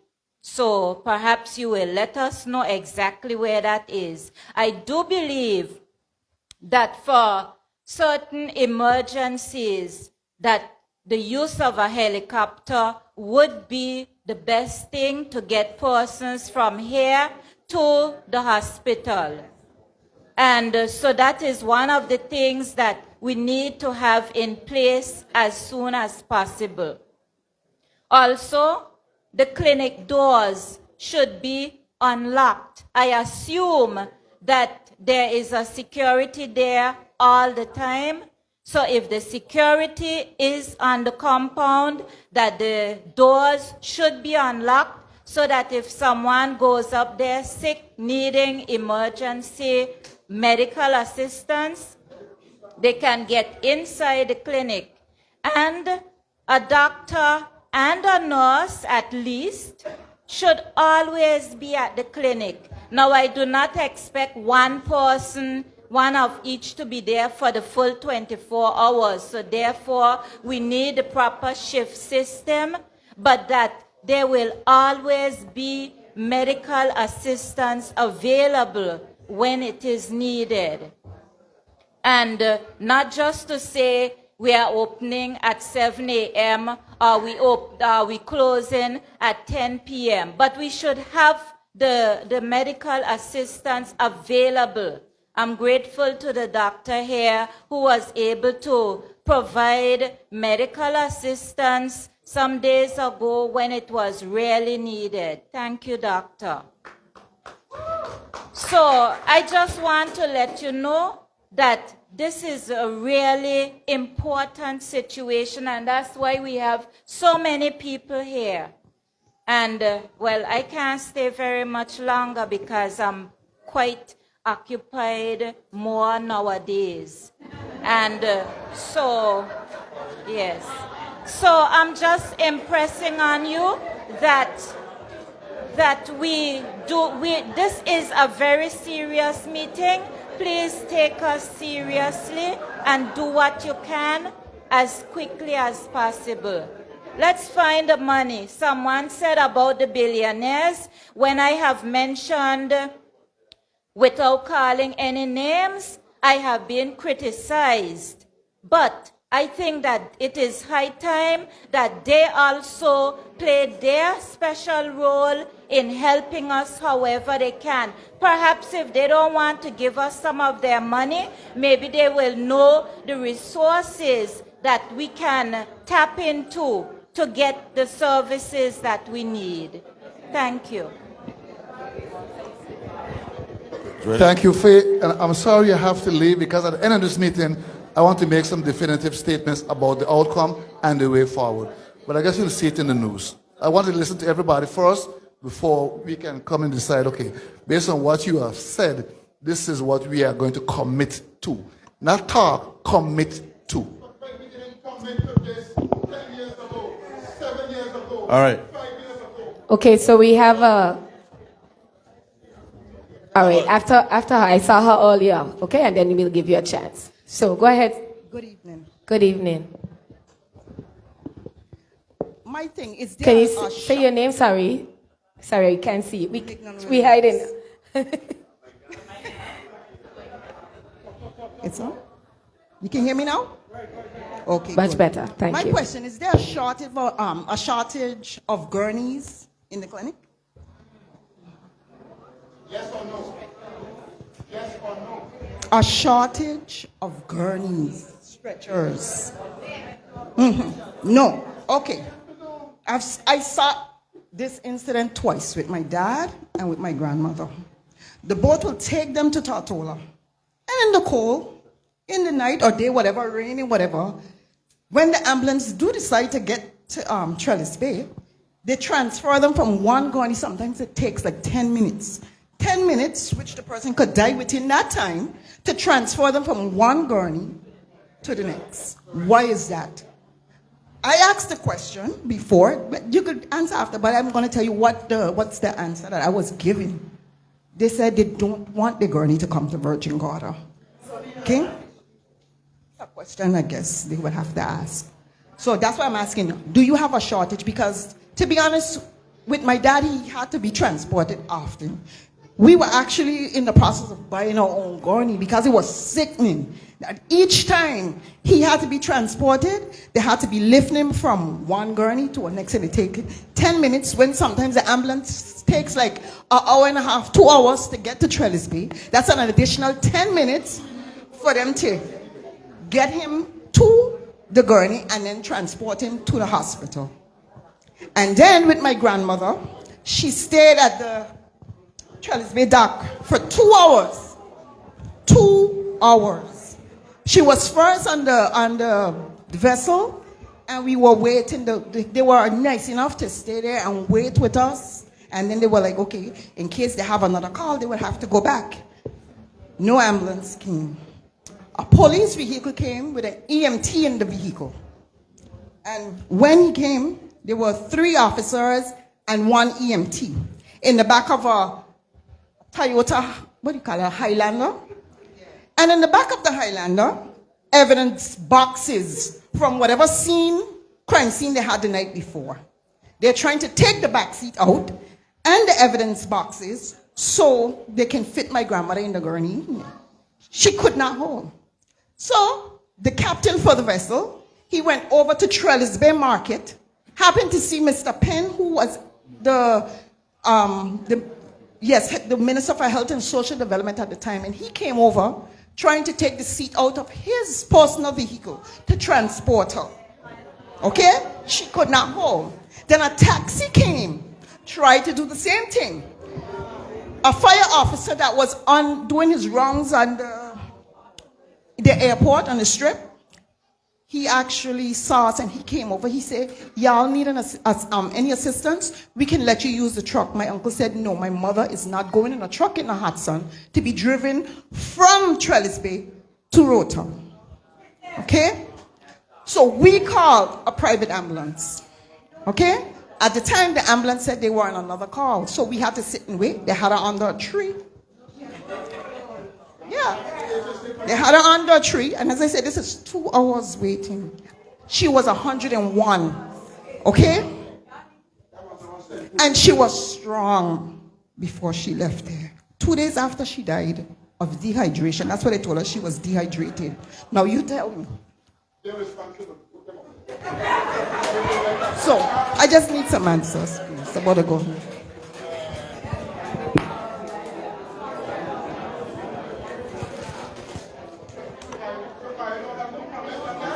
So what's her name? So I'm aware of, I know the incident that you're speaking about. And that was one of the challenges we had in the past, which we don't have anymore, was around the number of ambulances and the issues with not having enough ambulances. So you would know that since then, we now have enough ambulances that we have a default in place. So there shouldn't be a recurrence of that. I don't know that we've had a recurrence of that. And since then, we answered that before. We said, no, there's no shortage. Dr. Shanake answered.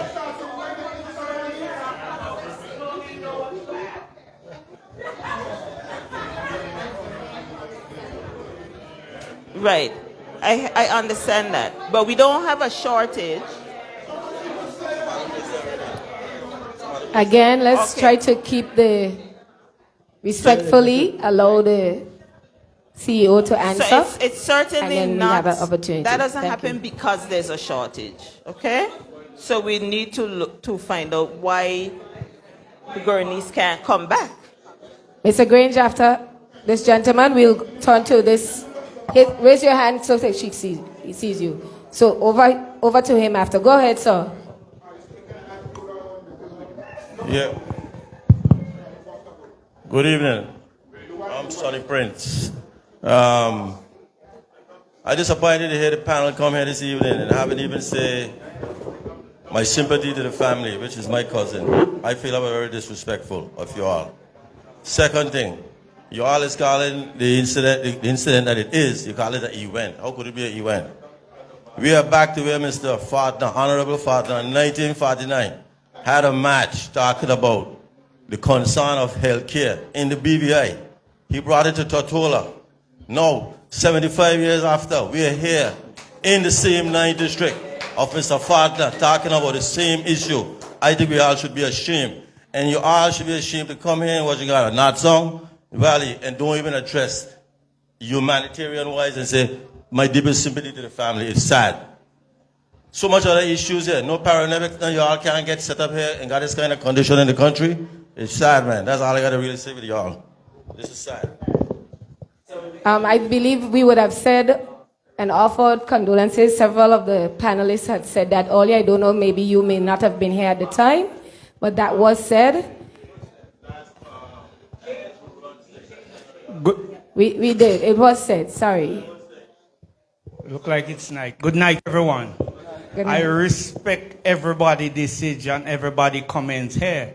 But I'm going to talk about personal experience. My concern is two things. Somebody asked the question, why should we have to go all the way to Chalice Bay and not road down on a boat when we leave in here?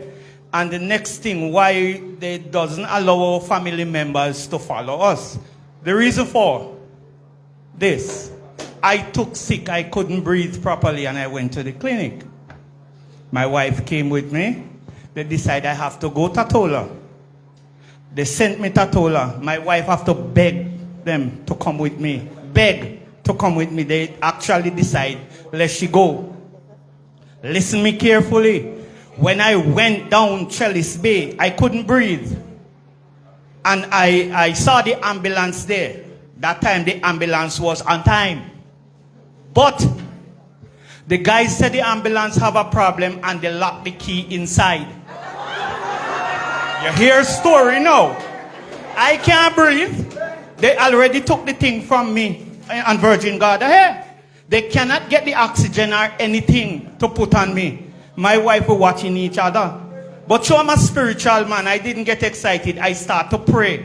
And I sat there. They tried to call the hospital. They couldn't get anybody. We waiting. I can't breathe. And I decided to pray, and I pray, and I pray, and I pray, and I was saying to my wife, so when are we going to get the ambulance here? I asked the guy, where's the ambulance? They haven't touched base with the ambulance yet. So another ambulance, they said, should come, and I was there, and I was there. And after prayer, and I want to use the bathroom so bad. And I tell my wife, you know what? I'm going to take this thing they have on me, and they had a thing on me, and I pull it off. And I decided I'm going to the bathroom, and I walk all the way over to the bay, and I went to the bathroom. And just because of prayer, and I was praying, when the ambulance came back, I was saying to my wife, we could go Virgin Gorda and come back before the ambulance reached. When I reached the hospital, they offered me wheelchair and Charlie. I say, I don't need that. I walk inside because the grace of God helped me to be able to walk strong to get inside. How many of us would be so unfortunate? If it wasn't the grace, so fortunate, sorry. If it wasn't for the grace of God, my wife would be singing a different song kit tonight. So I'm saying to you guys, why are we going all the way to Chalice Bay when we couldn't just go? And somebody talk about helicopter. Why you guys can't provide that? You guys need to look into that and get a helicopter here for us. Brethren, I'm not talking about somebody tell me no. I'm talking about personal experience, and you guys have to be in my shoes. The day when I couldn't breathe and realized that the key lock up in an ambulance and the equipment the accident supposed to put on me is inside there. You don't want to go down that. You don't want to have that feeling. So brethren, we are here because we are serious. This is not a joke thing. And I don't want you guys to just write down notes and after you can't find the book with the notes. Deal with this thing.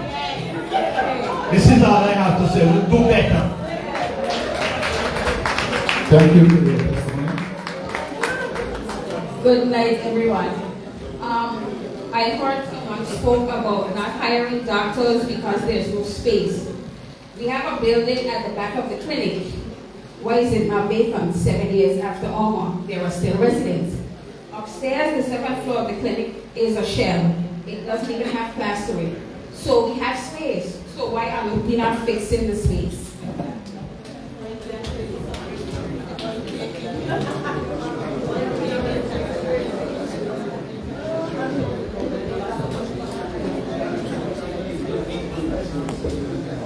Okay, the question was sorry, I stepped out, sir. The space above the clinic and the empty building to the back. Okay, so I would have mentioned earlier that we're working towards repairing the empty building at the back.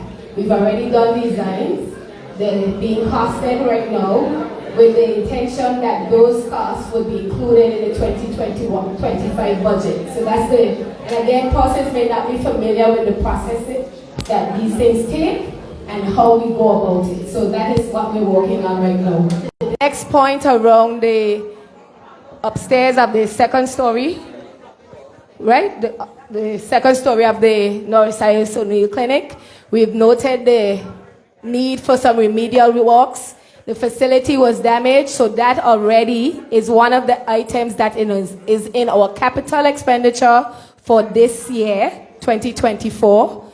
And we're hoping once the minister mentioned it earlier, once we have that approved by the House of Assembly, those funding will be available where we will be able to do the repairs to the second story floor of the North O'Neill Clinic. Okay?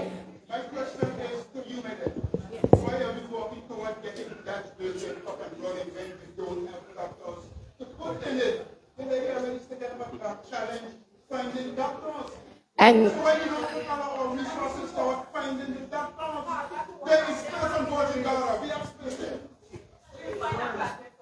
I think she may have answered that question before. Dr. Samuel, do you want to?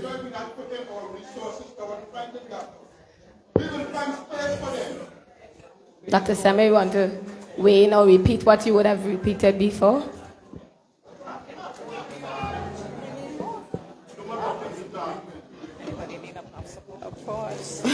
We haven't stopped trying to find doctors. That's an ongoing process. We haven't stopped, right? So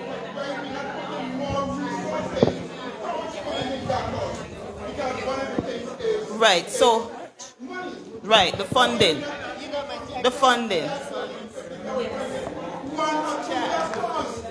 I think one of the things that needs to be clearly understood, even in this process, right? At the end of the day, one of the challenges is that if we have a space for them to occupy, one of the things that one of the doctors mentioned earlier is that in the recruitment process, it's more of the senior doctors who are willing to come to the You guys have an apartment up on the hill of head with one person in right now. You have space for another doctor. Which is that? I can't speak to the HSA. You guys know what I'm speaking about. The apartment at top of mine. We could have the doctor in there.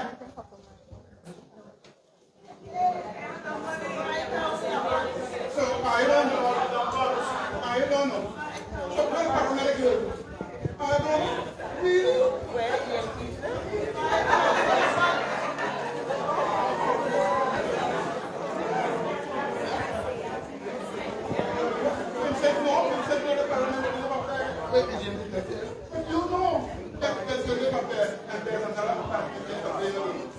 It's empty.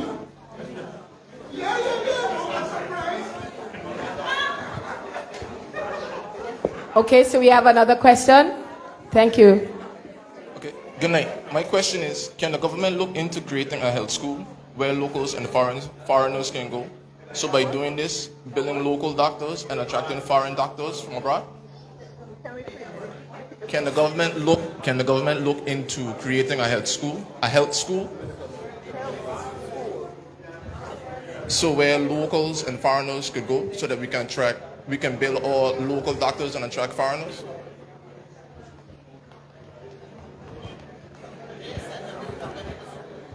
So good night again, everybody.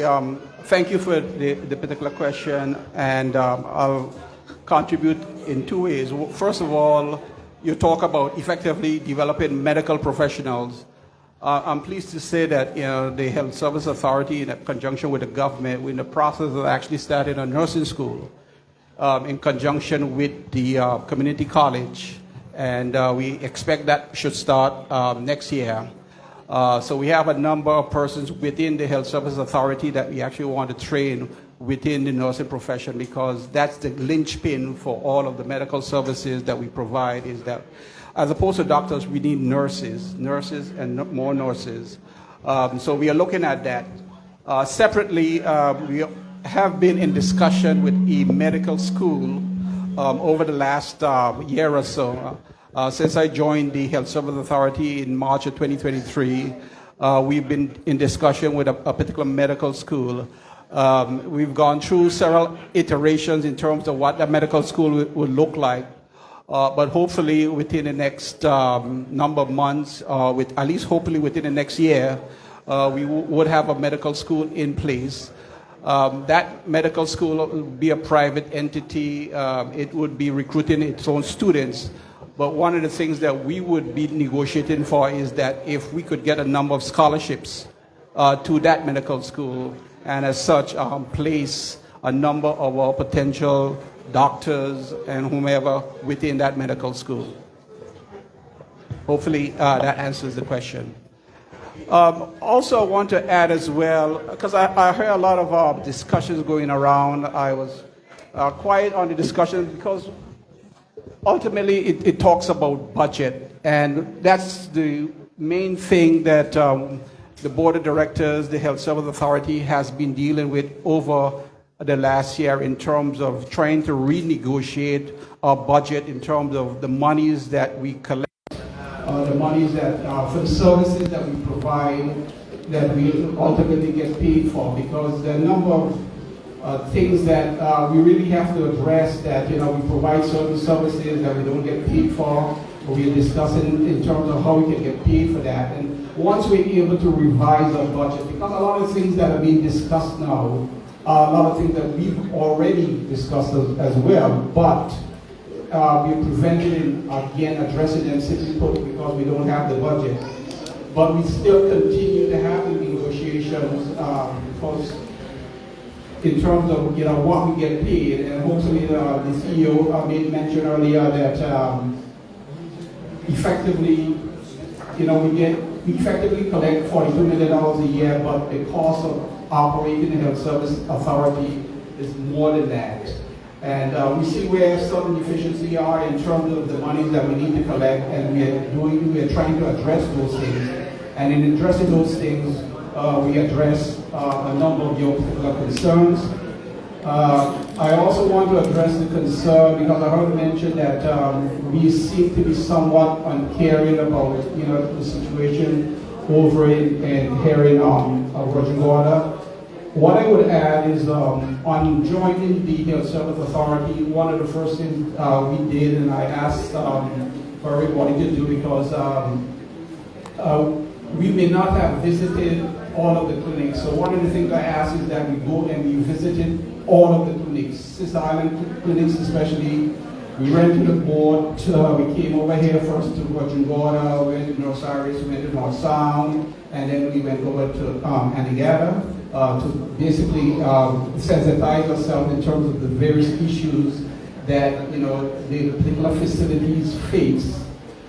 That was on one day. Separate day, we went down to Capone's Day, visited that facility, and then we took a boat over to Yosundai, understand what the particular situation is over Yosundai.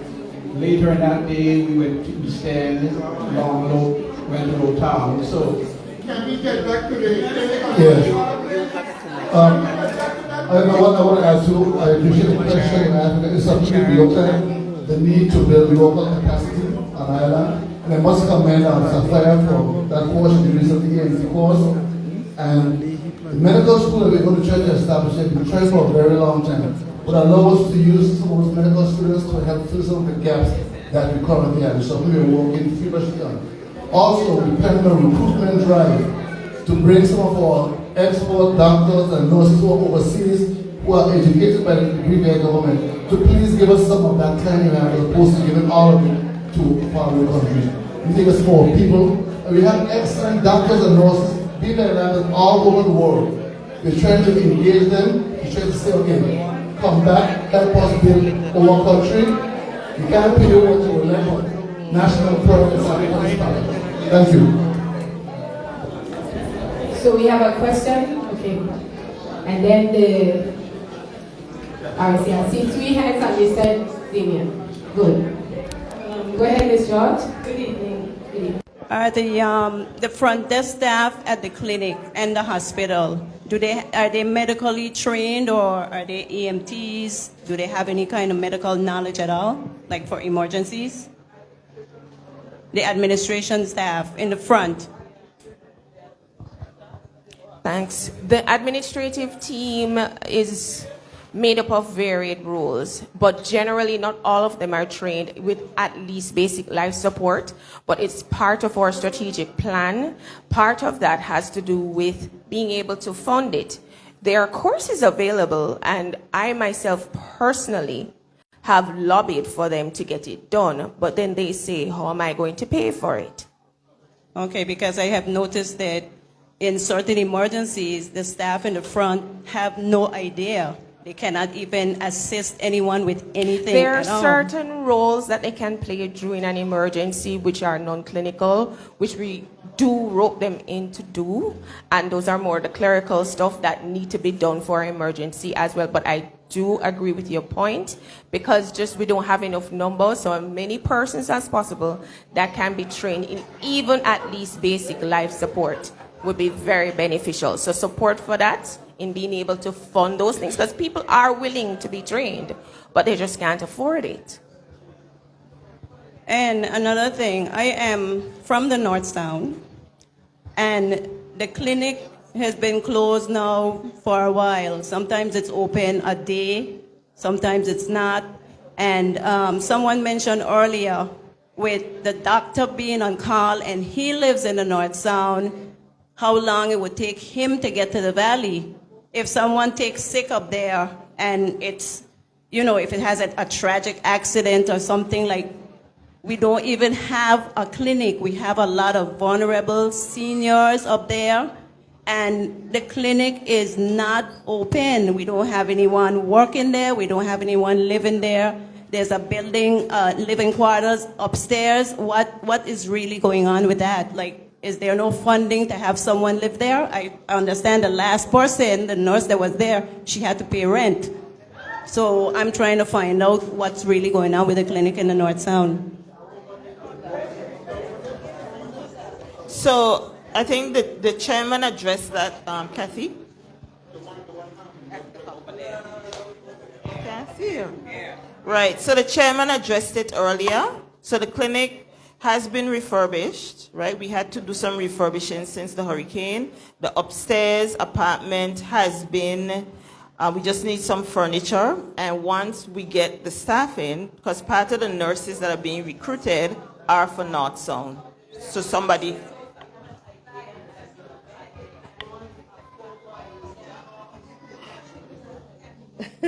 well, hopefully within the next couple of months. Because we are the recruit.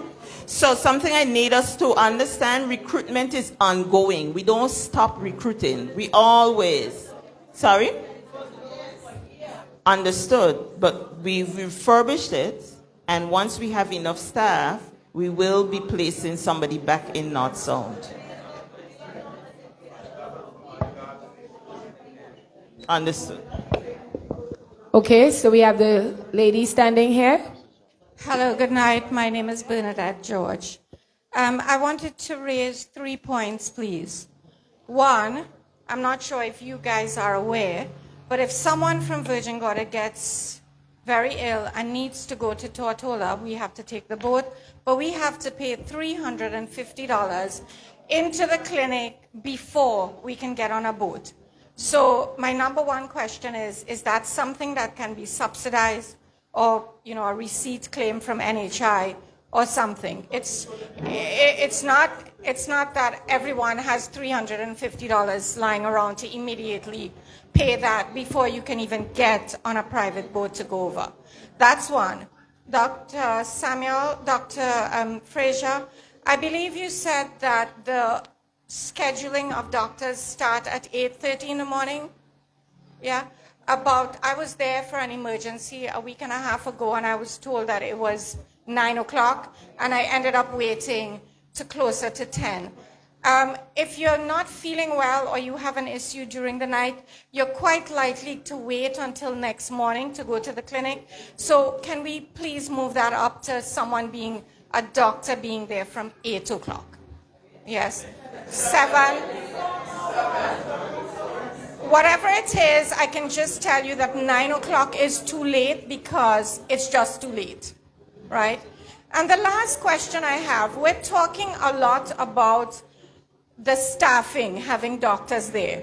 Why is it, and I'm speaking a little bit from personal experience here, because I have worked assisting an expatriate who has purchased a house on Virgin Gorda, and he has had experience with Doctors Without Borders and the Mercy Ship, and all he wants to do is volunteer his time. I'm sure all of you know him.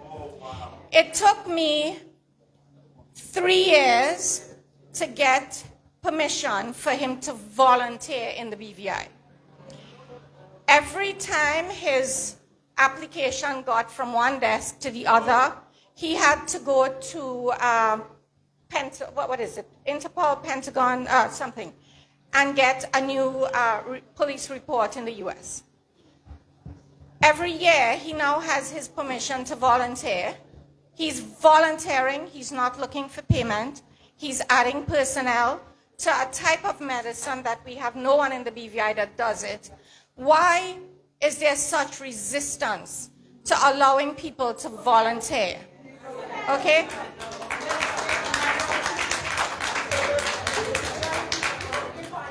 And the last, so that was 3, but I do want to add this by extension.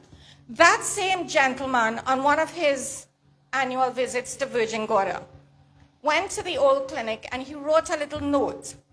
My name is so-and-so and I would like to donate some medical equipment to the clinic. That note was put in one of those plastic jackets on the wall, and for a year and a half, I went to the clinic and I saw his note in that plastic jacket. Nobody contacted him to accept his generosity. Now when he travels to Virgin Gorda, he travels with his own dental and whatever equipment. He brings things. So my thing is we have a problem with we need the doctors. And we have people who are willing to volunteer and give their services, their experience, their international experience for free. Why is there such resistance to accepting this generosity? Thank you.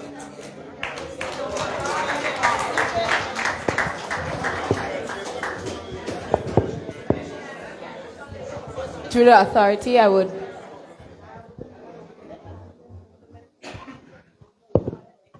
So, as it relates to,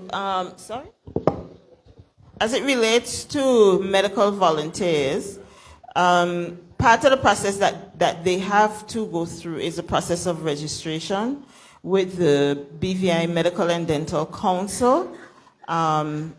At the Health Services Authority, we are always happy to have volunteers But they have to go through the registration process first.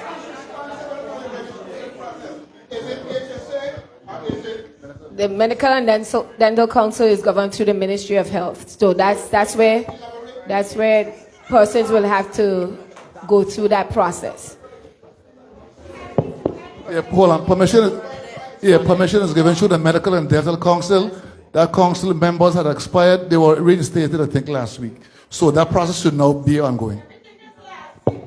But even outside of whether or not there's a board, there is a process that still provides the opportunity for specialist cares to be able to be registered. So those are... To answer the question, it's about making sure that those individuals go through the application and they have that opportunity once they're registered in order to operate and practice, even in a volunteer option. Go ahead.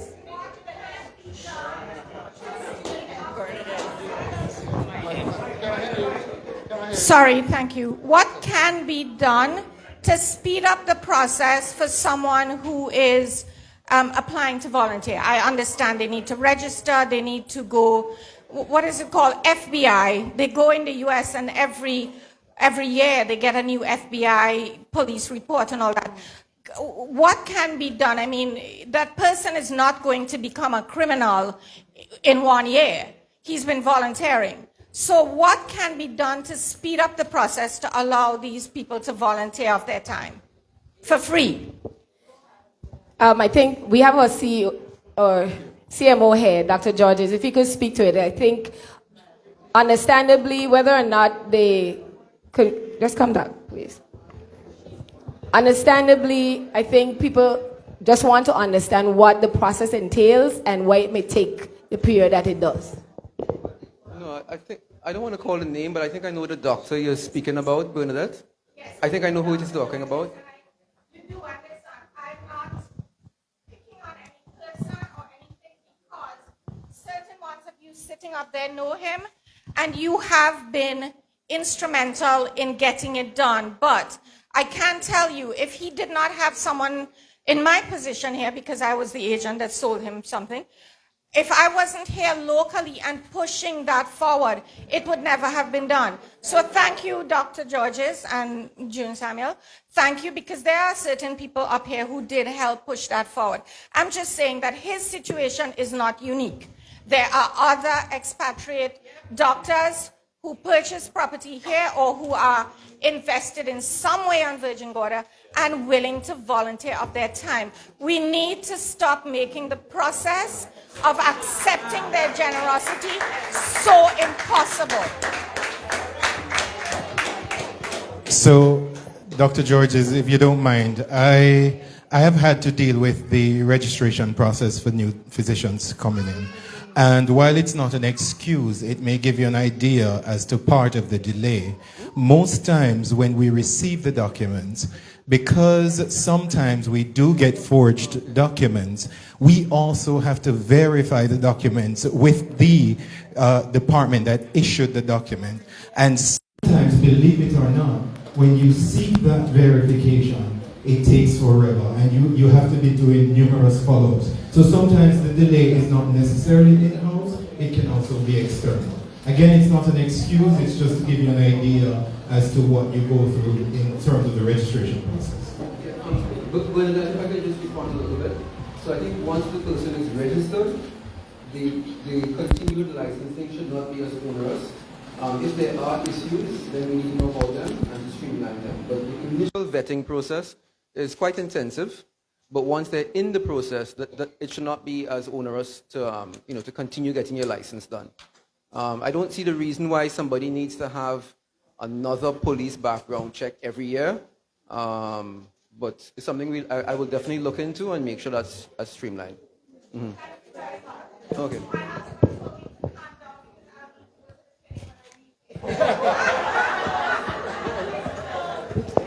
Thank you. Good evening. Good evening. I'm Barbara Stevens Creaky, and I have a comment that I would like to make. Hopefully, it will be helpful. We all have our stories to tell. Mine goes back more than 24 years. Having a notice pinned or taped to the clinic doors can be helpful, but not when someone is in full panic mode. It doesn't work. And I had my experiences with that. However, I would like to suggest that moving forward, that the Health Services Authority try to look at students who are in high school, pick them from there and point them in the right direction. We need to have more locally trained nurses and doctors. And of course, you have to make sure that you have a package that is going to entice them to come back home, because out there, they are getting a salary that makes us look pitiful. I would also like to ask that after this evening, all the ideas that have come forward, that you take no more than 2 weeks to put it all together with a timeline and let us know what will be happening in a week, in 2 weeks, in a month, in a year. It's not rocket science, people. We can do this. We here on Virgin Gorda have been patient for too long.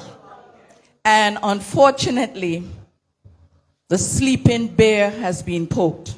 And tonight, we are not asking nicely. We are demanding that we get our fair share. It is long overdue. It is long overdue. I know that some of the problems go back, like I said, 25, 30, 40 years. But we have advanced. We are expected when we work that from our salary, taxes are going into the government. Set priorities. Set priorities. Healthcare, education, those are things, and of course the roads. We are not going to talk about that tonight. Those are things that should be our top priority. It's all fun to have parties and so forth and to travel here and there. But your people are crying out. We demand better services on Virgin Gorda and Enigada. I have had my fair share here on Virgin Gorda, and I also had an incident in Enigada.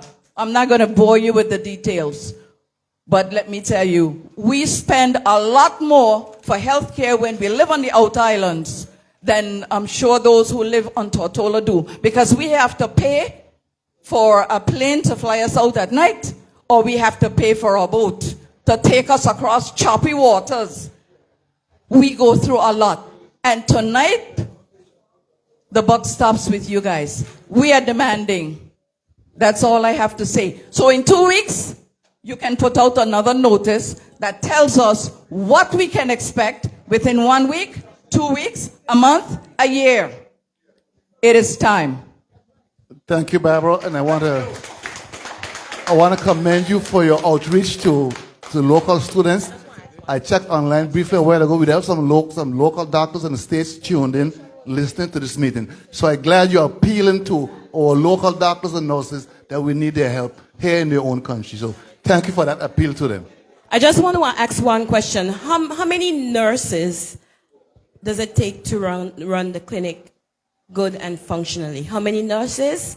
Just like when you have a meeting, you need to have a quorum. How many nurses it takes to run the clinic, probably, and also how many nurses you have now, and how many doctors you have now, so we can know what we are dealing, what kind of service we are getting here in Virgin Gorda.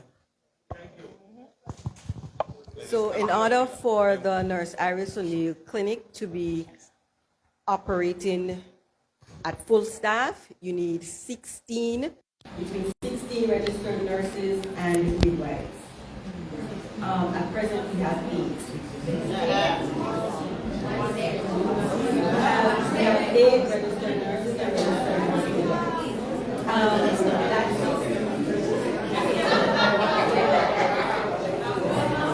The doctors, in order for 24/7, full 24, where the doctors are on ground, both for urgent care and primary care, you need 10.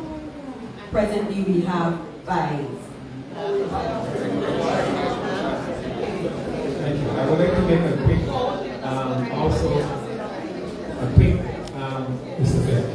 suggestion along with... Mr. Fenty, I am sorry. I don't mean to interrupt you, but this gentleman needs to go since you have had an opportunity, and then you can go after, okay? Okay, quickly. Good night. My name is Gregory George. I have Pastor Gregory George. I have an observation, and then I have a comment for a real-life situation that I experienced years ago, and then I heard somebody referencing the same thing. The clinic recently, with the generator issue and the electricity, got damaged. And I think this is what created a lot of this situation here. My question is, what happened to the old clinic that we were before? Because I understand that generator was still functioning. So the generator for the clinic wasn't functioning. You moved to the admin building. But the generator for the clinic that we've always been in for years, the old structure, the generator was working. What happened to the structure? So, and then the other observation I made, and let me say this here. Sometimes it's very difficult to speak truth. Because when I say that, I'm not supporting a lie. I'm saying sometimes it's difficult to speak truth because you don't want to seem as though you're throwing somebody under the bus. And I think that's where people feel reserved. But we have to come to terms that there's a lot of gaps missing and they're becoming critical. So I went to the clinic, the old clinic. There was a dentist operating there. I know him, really nice dentist. I realized that my children were going in and out quick. So I was on the outside. When I walked in the room, because I had to go with my little son, so I had to go in. The dentist just had a little scalpel in his hand. I don't know what that tool is. And that's all he was like scraping the teeth, the little thing to scrape the teeth. And I'm thinking to myself, are we playing games? So you tell me come to do a dental check and you go in there and all the dentist is doing is and scraping the teeth, you good. And I didn't say anything. I just walked out and I felt bad. I was like, man, this is unbelievable. This is unbelievable. But I left and I said, no, I'm going to say, but I heard something the other day and the same thing I just heard, I witnessed for myself. I was at the clinic years ago with an emergency. The guy passed on. I watched that guy passed on. He held my hands. He looked at the wall and he said, somebody help me. The doctor at the time stood over him with a defibrillator and the battery was dead. I kid you not. I kid you not. I've never really said this here because I know some of the nurses and the doctors at the clinic and they're wonderful people. My son got a gash at a pool facility here. I couldn't even look at it. 11 stitches. Dr. Robinson saw him. He was very calm, very cool, and collective. He said, I have to do some plastic surgery.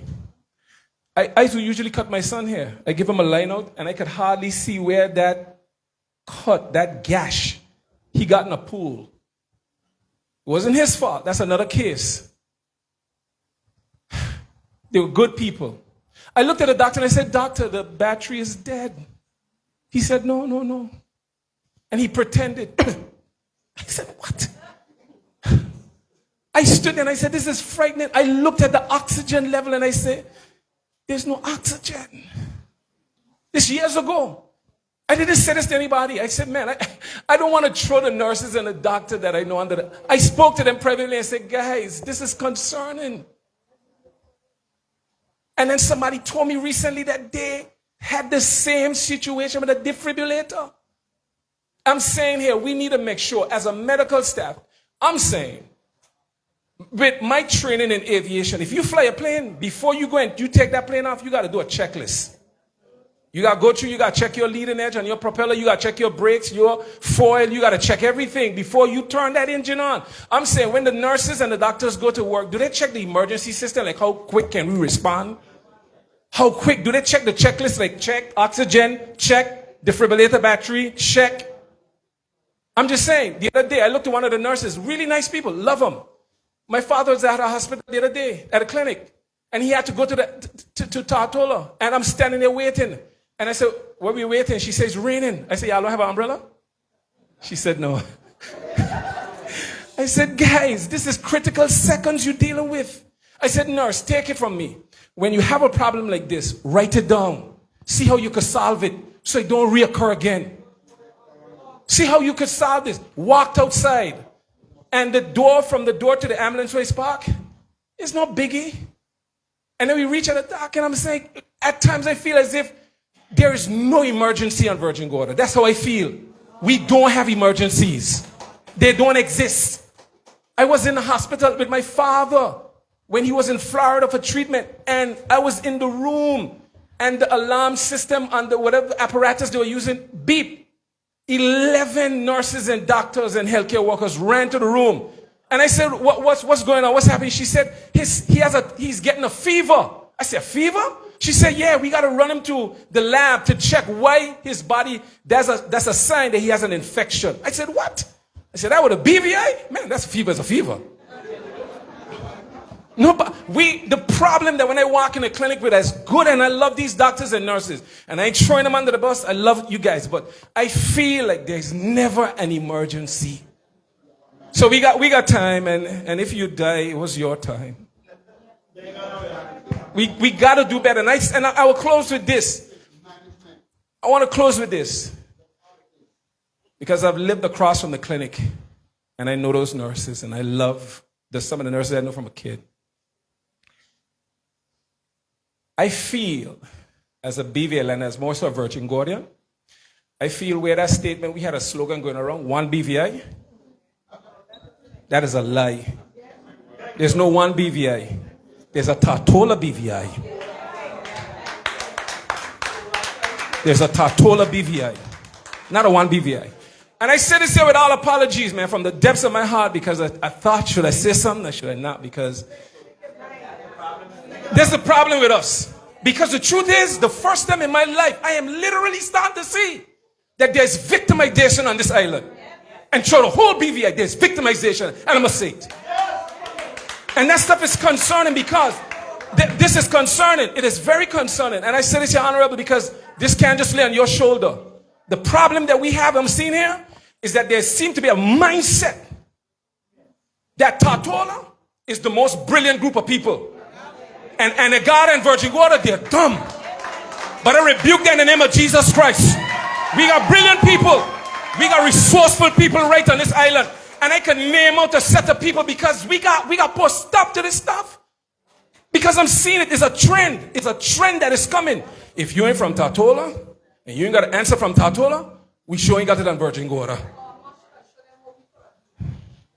Honorable, you know this firsthand. We need to see. This is what I would like. This is what I recommend, and I have no more to say. I don't know. I'm just thinking out my mind. Like in America, like the central and federal government, but you have states that have their laws. You have state laws.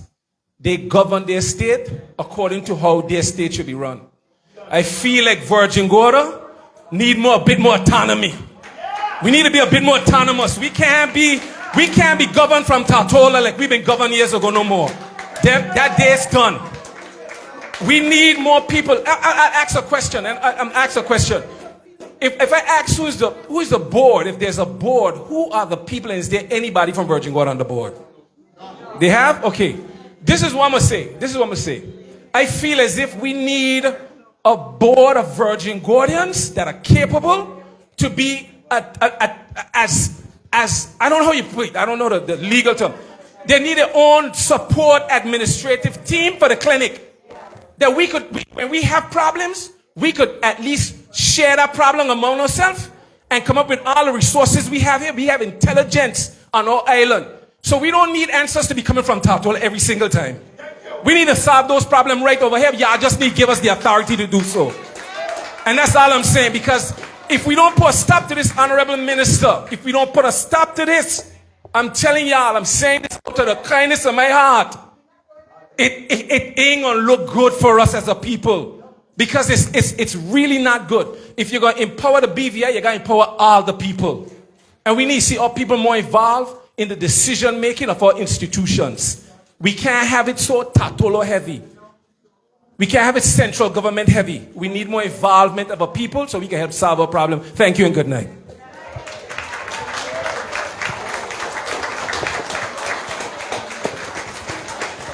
Thank you, Mr. George.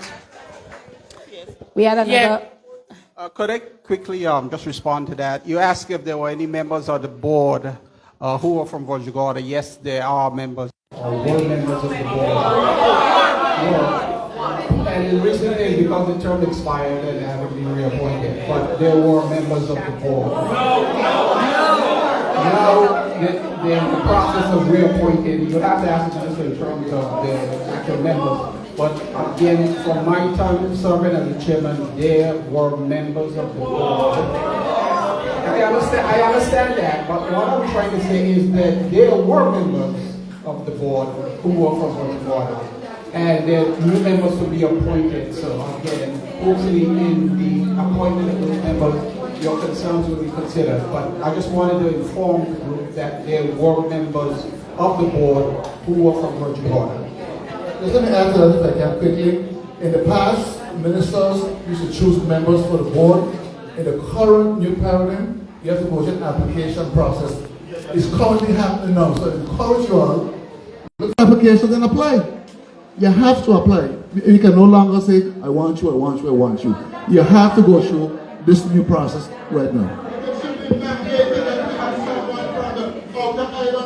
And we agree with you. We support that, but it's just so that the persons will have to apply and go through that process. So what we would say is we encourage persons, if you're here, if you have an interest, please. I think recently NDS Smith could also mention it.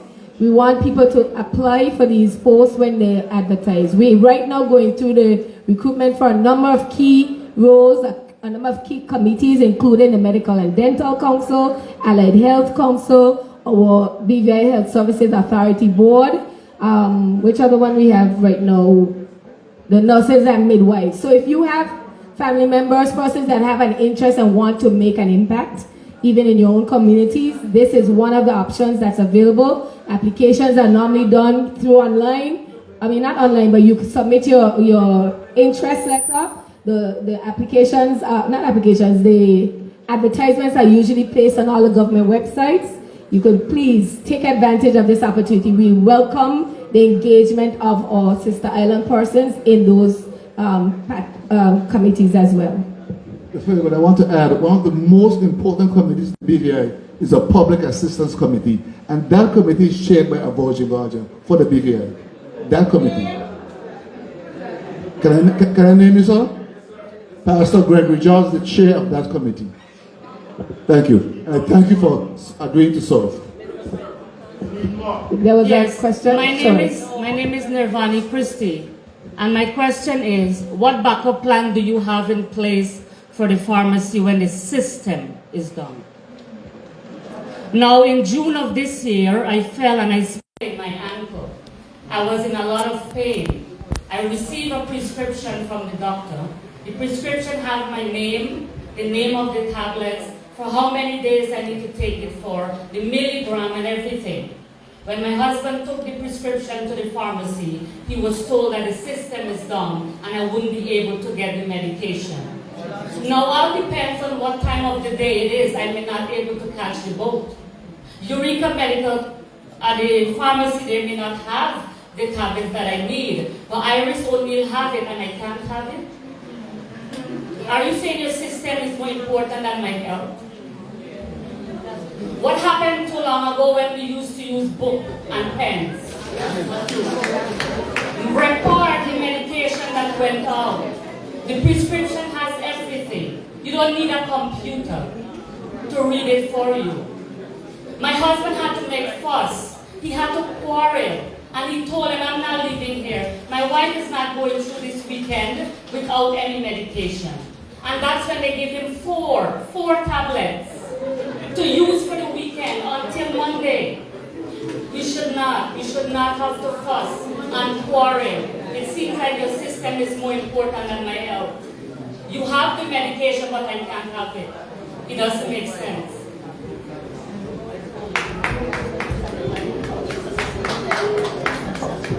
Samuel, can you have a response to it? So that there's a process in place. If our system goes down, right, we have something called a downtime process that we activate that allows for the services to continue, both in pharmacy, lab, imaging, all of the systems. Okay? So that should not have happened. Okay? And that is something that, again, we're taking note that we will need to check with the staff to find out why that would have happened. But that shouldn't happen. Because it's the same across health services. We have a downtime system there. Good night, Jerry Hopkins. It's not a question, it's a comment. You said that since the incident last Friday, stuff was put in place to fix that issue if causing to go to the clinic. So I had an emergency this Wednesday gone. About 5:50, I reached to the clinic. The door was locked.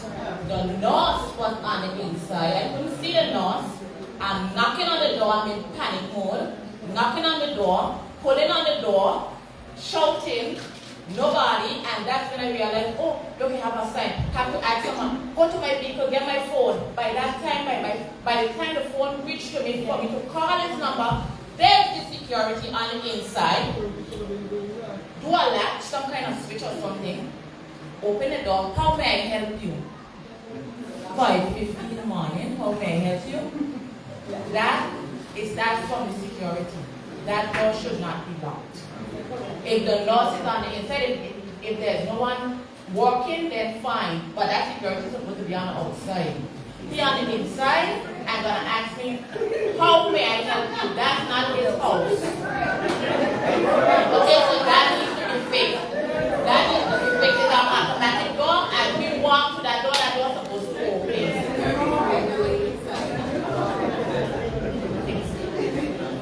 So, I would like to make two quick suggestions. Number one is, I've been involved in first aid. Don't go too fast. Okay, what is wrong? No, don't go too fast. Okay. Don't speak too fast. Again, two suggestions. I've been involved in First Aid and Red Cross from 1983 in Tortola and in Virgin Gorda. I've been trained in first responder, second responder defibrillation. I've been to Montserrat, all over in terms of training. The question is, please provide first aid training for the police.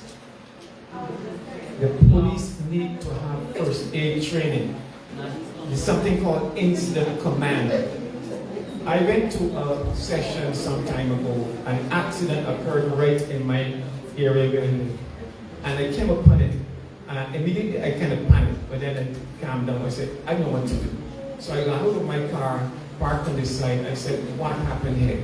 And I was told that one car slammed into an next. I saw it there. And I said, where are the guys? Everybody was just watching, looking. This is not the first time I saw this happen, not the second time. Everybody's watching. I said, where are the guys? What's happening? The guy told me, oh, the guy is in the car. I said, in the car? So I went, are you okay? He said, yes, I'm okay. Can you walk? And so I said, okay, well, just come and sit over here. I don't know. So I asked him to help me, have him just sit there. Don't move. And I asked some person to watch him. The other guy said, where's the other car? He was standing up there. I said, he's standing from my he's standing there. So I said, okay, come with me. Sit here. I had some person also watching. Then I said, nobody call the police? I said, no. I said, well, call the police. And then I had to call the police myself. The police came. The police came and they went to check on the car. They checked on the car and started to spray. Nobody checked on the people. I'm not criticizing them. I'm saying constructively, as part of the World Health Services program, we need to train the police in incident command. Now, I mentioned this to Laura, that I've been trying to get first aid training up here so I can upgrade. Now, I know I've been a first aid instructor and teacher for years. I taught first aid almost in every church in this place already. I have tried, but I'm retired from that now, but I'm trying to get training for Virgin Gorda, first aid training, so that I can share this with the police and so on and so forth. I'm passionate about this because it's our health. So I'm asking you in your capacity, if you could instruct or get it done so we have first aid training on Virgin Gorda. I know the Red Cross does the thing too, but something in your capacity, you can liaise with them to have it done at least twice a year. I know it's Red Cross, I've worked with them, and somehow whoever can do it, we can have it done on Virgin Gorda. For people like me who want to get involved, Laura Chi is involved in the search and rescue and so on. We need training, basic level. Teachers, children choking, don't know what to do. And the training is ongoing because you have to be recertified. I've recertified about 10 times. I need recertification so I can still contribute to the community. People call me from different schools, they still go and teach them, they say, I cannot give you a certification. So please work on that, number one. Number two, part of the problem we have is a political problem with the matter of health for Virgin Gorda. If we took, for example, the roads that need fixing on Virgin Gorda and decided to call them the Richard Bronson Highway, would we have a problem with repairs? Would we ask Bronson, this is your road, can you fix it? Would we have a problem with repairs? If we ask Mr. Johnson of all not, are we going to name a road after you? Would we have a problem with that? We have 14 billionaires plus many, many millionaires on Virgin Gorda, and we don't name anything after them for whatever reason, so we cannot expect to get, you have to give. In the Cayman Islands, I went there. The Cayman Islands has used that strategy effectively. Go there and see. All the roads are clean. The government has nothing to do with cleaning roads. They send the team, all the billionaires in the Cayman Islands, they clean all the roads, and this road is named after this institute. And against that, this is a suggestion, please consider. Our health in Virgin Gorda is so important to play with. And if it is one of the things that can be used, we cannot afford to be saying, okay, give this money to go through government for this. If we can do it, we can get it done to it. After Hurricane Irma, a friend of mine called me from Germany. He said, Paul, I will fix all the schools in the BVI. I will fix all. I have resources from Germany. You can fix all the schools. I called the education department, said this guy is going to fix every school in the BVI. They tell me, send the money has to go to the Minister of Education. The guy said, oh, what? No, I don't. No. The guy said, we'll fix all the schools. That was over. I'm saying we have to consider that as an option, but people are looking for recognition and so on. So how we can, in this community, we cannot afford. So 2 suggestions again. Please start naming roads and getting the billionaires involved. Number 2, consider training for Virgin Gorda that we in turn can train in turn, especially specific frontline people. People at the clinic, people, the police officers, principals of school, and so on an ongoing basis. This is not Totola. We do have the Red Cross and they're going to train over there. I try to get them there, about 2 or 3 days I have to go a week. Okay, so just bear with me. Thank you, Mr. Fritz. Mr. Fritz, thank you for your 2 comments there. Noted.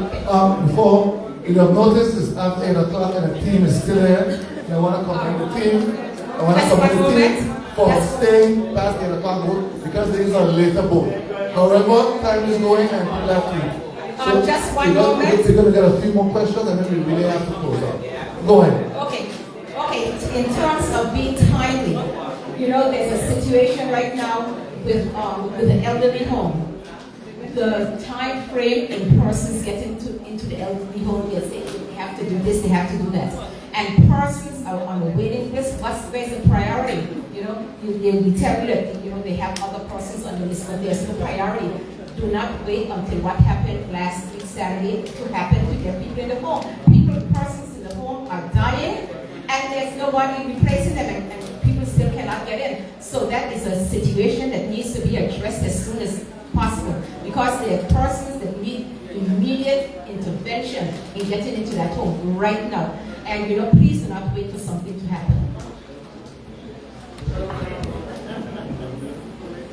Okay, good night. Sorry to come up again. And I bounced off of Mr. Fenty's thought process on training other people in the community. My suggestion as well would be to get all of our doctors and nurses comfortable swimming.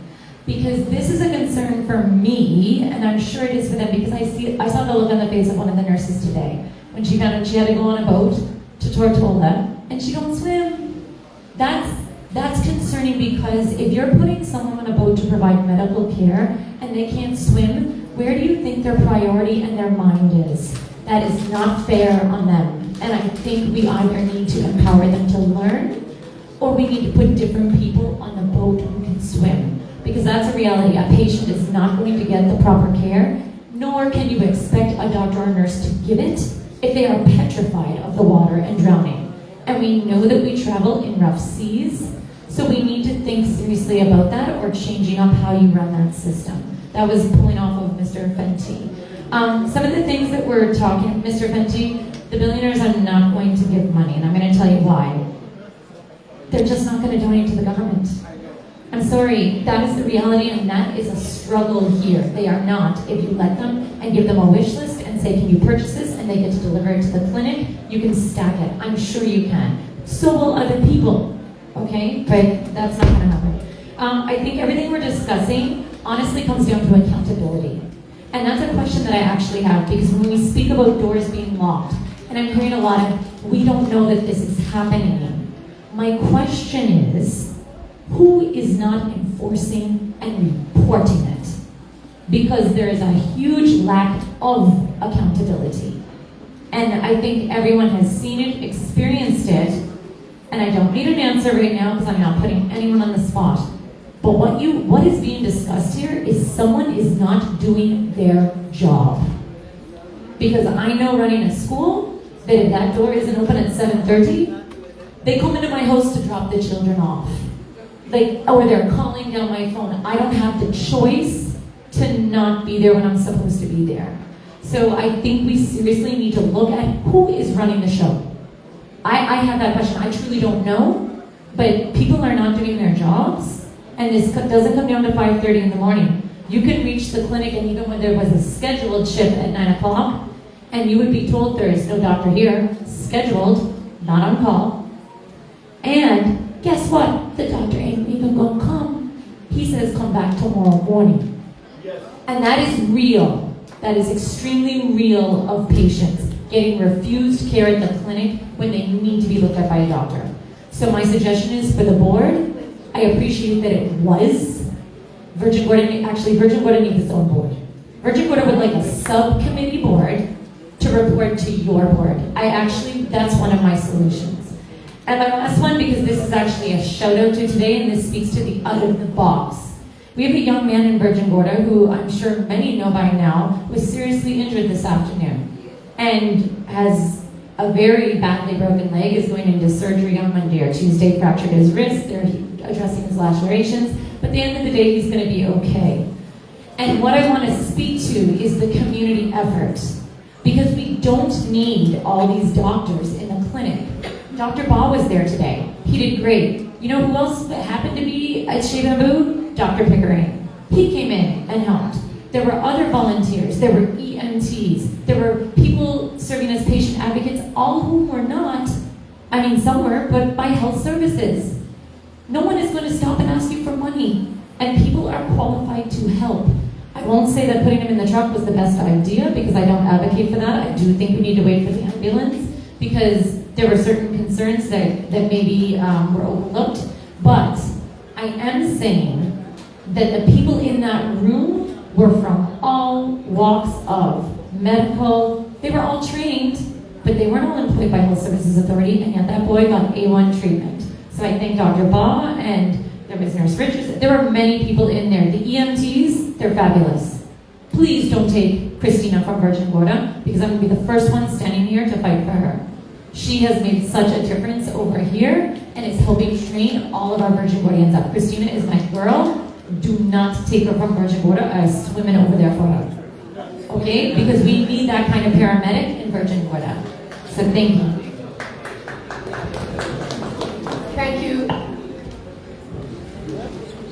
Good evening again. Sorry, I know Liz has had her hand. Ms. Dr. has had her hand up for quite a while. Not to cut you, Sharon, but we'll come back to you. Okay. Thank you. I ask your permission to sit because I want to refer to my laptop. I'm looking at the BVI HSA's website. And the first paragraph says, the British Virgin Islands Health Services Authority was established to promote greater efficiency in administration and productivity of the public health care services of the British Virgin Islands. That's from your website, okay? I'm going to take you back. I hope I have the right document. You all know I'm a former government employee, so I did my research, and I'm going back to the old-time budget books. Ministry of Health and Welfare, the mission statement, to provide leadership that promotes health, social well-being, and a safe environment as positive resources for living and sustainable development. Your objectives, well, former objectives. I will only read the first paragraph. The principal function of the Ministry of Health and Welfare is to formulate policies relevant to the fields of health, social welfare, and rehabilitation services, and to coordinate the functions of its departments. We have been speaking about timelines. Well, let me give you a timeline. I was born October 30th, 1966 in People's Hospital. My doctors were the late Q.W. Osborne and Dr. Tattersall. I was a premature baby weighing 3¼ pounds, 7 months. I'm sure our medical facilities were not what they are today in 1966, but by the grace of God, whether you believe in God or not, by the grace of God, those 2 doctors were able to keep both myself and my mother alive. Why? Because my brother Alverson was living with Dr. Osborne at the time, going to high school. And he went to him and he said, "Boy, your mother bled like a hog last night." Okay? So you could imagine that. But prior to going to Tortola, and we have to cut out this going to Tortola, going to Tortola, going to Tortola, okay? It's time for that in many aspects. My father, now deceased, my late cousin, now deceased, Waldo O'Neill, had to go in there his sailing boat to take my mother to Tortola. And we're still here in 2024 looking for boat captains, if you can find them, especially through the night. No disrespect to anybody, because I thank God for boat captains, right?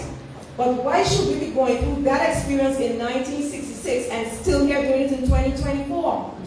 It don't make sense. When we had meetings regarding our Constitution, I got up and spoke. But people didn't like what I was saying. I am saying, in this day and age, we need to have more autonomy for every outer island, and legislation needs to be enacted to take out this sister island talk, okay? We are no sisters to anybody. We are islands, we are residents of islands. Let it be outer islands. Please, thank you very much for that. I'm waiting for it. Put it in your timeline. Now, my brother, yes, I will call him my brother because I don't play politics either. My brother, Honorable Vincent Wheatley, is now the Minister of Health. Did we know he was going to become a Minister of Health when we graduated from high school in 1982? No. So you don't know what path your life takes.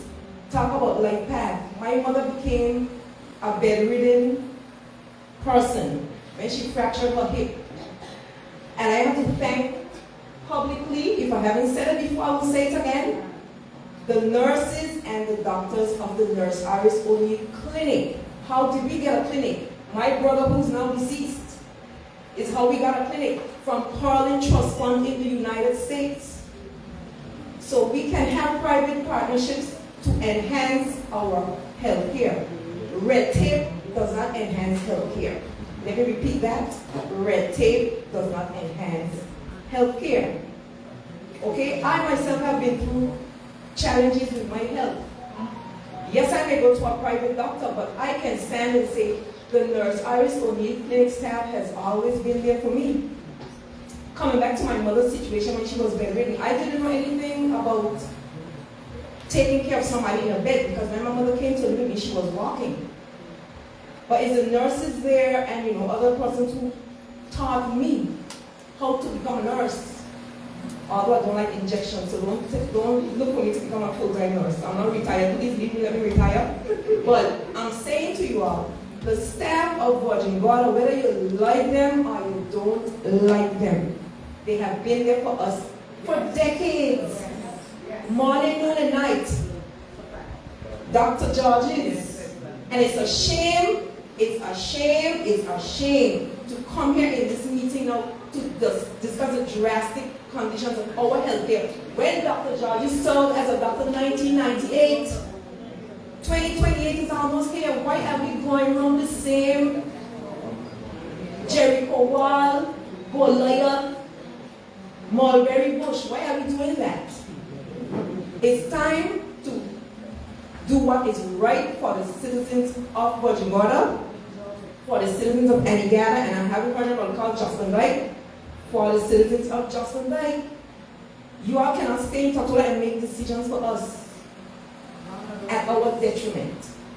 I'm not saying stuff isn't being done, but in 2024 going to 2025, we shouldn't be at this dilemma. When is it gonna stop? Your timelines, like Ms. Laura said, you need to have timelines in there. Right? You can't take us for granted anymore. You cannot take us for granted. Honorable Uncle Butch, I'm not bashing you, I'm not bashing any of you up there, okay? But the reality is what it is. And if it wasn't for Dr. Tatasala and Dr. Osborne to pull me and my mother through in 1966, I wouldn't be alive today. I was in the clinic already somewhere in December with pressure 160 over 100. Okay? 160 over 100. And the doctor had to administer Valium for me to bring down my pressure. Okay? At the Nurse Iris O'Neill clinic. So I know we are going through some hurting times. We have people dying left, right, and center. But the other comment that Mr. Penn made about alternative health care, we need to do more preventative medicine. We can't talk it. We need to do it. Do it, do it, do it. Okay? Thank you. Thank you, Ms. Good night, everybody. The question that I think supports Paul's comments is, what does a fully functional Nurse Iris O'Neill clinics looks like? And what is your plan in getting us there? Vincent just say you passed the SAP this year. How closer does that SAP takes us to that point, which is a fully functional and operational Nurse Iris O'Neill clinic? What does that look like? So we could have some hope or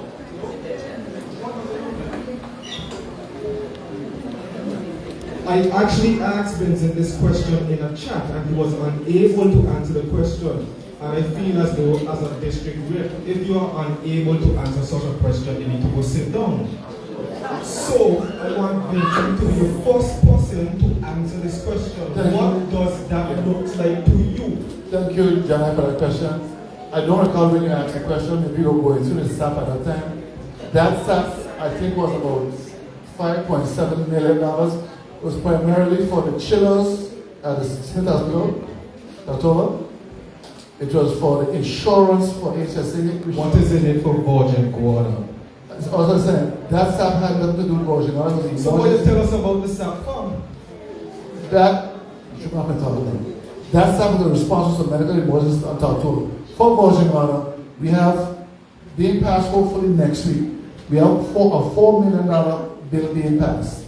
We haven't decided exactly what's going to be used for, but I can guarantee you, based on what you have said tonight as priorities, we will make sure that one is there available to address the issues that you have said tonight. That's why this meeting is so important. We hoping to pass that thing last night, we didn't get to it. We're going to pass it, they said either Monday or Tuesday of the following week, because the premiers are away next week. From that $4 million, I can guarantee you, that some of that money funding will go towards the North Arizona Clinic.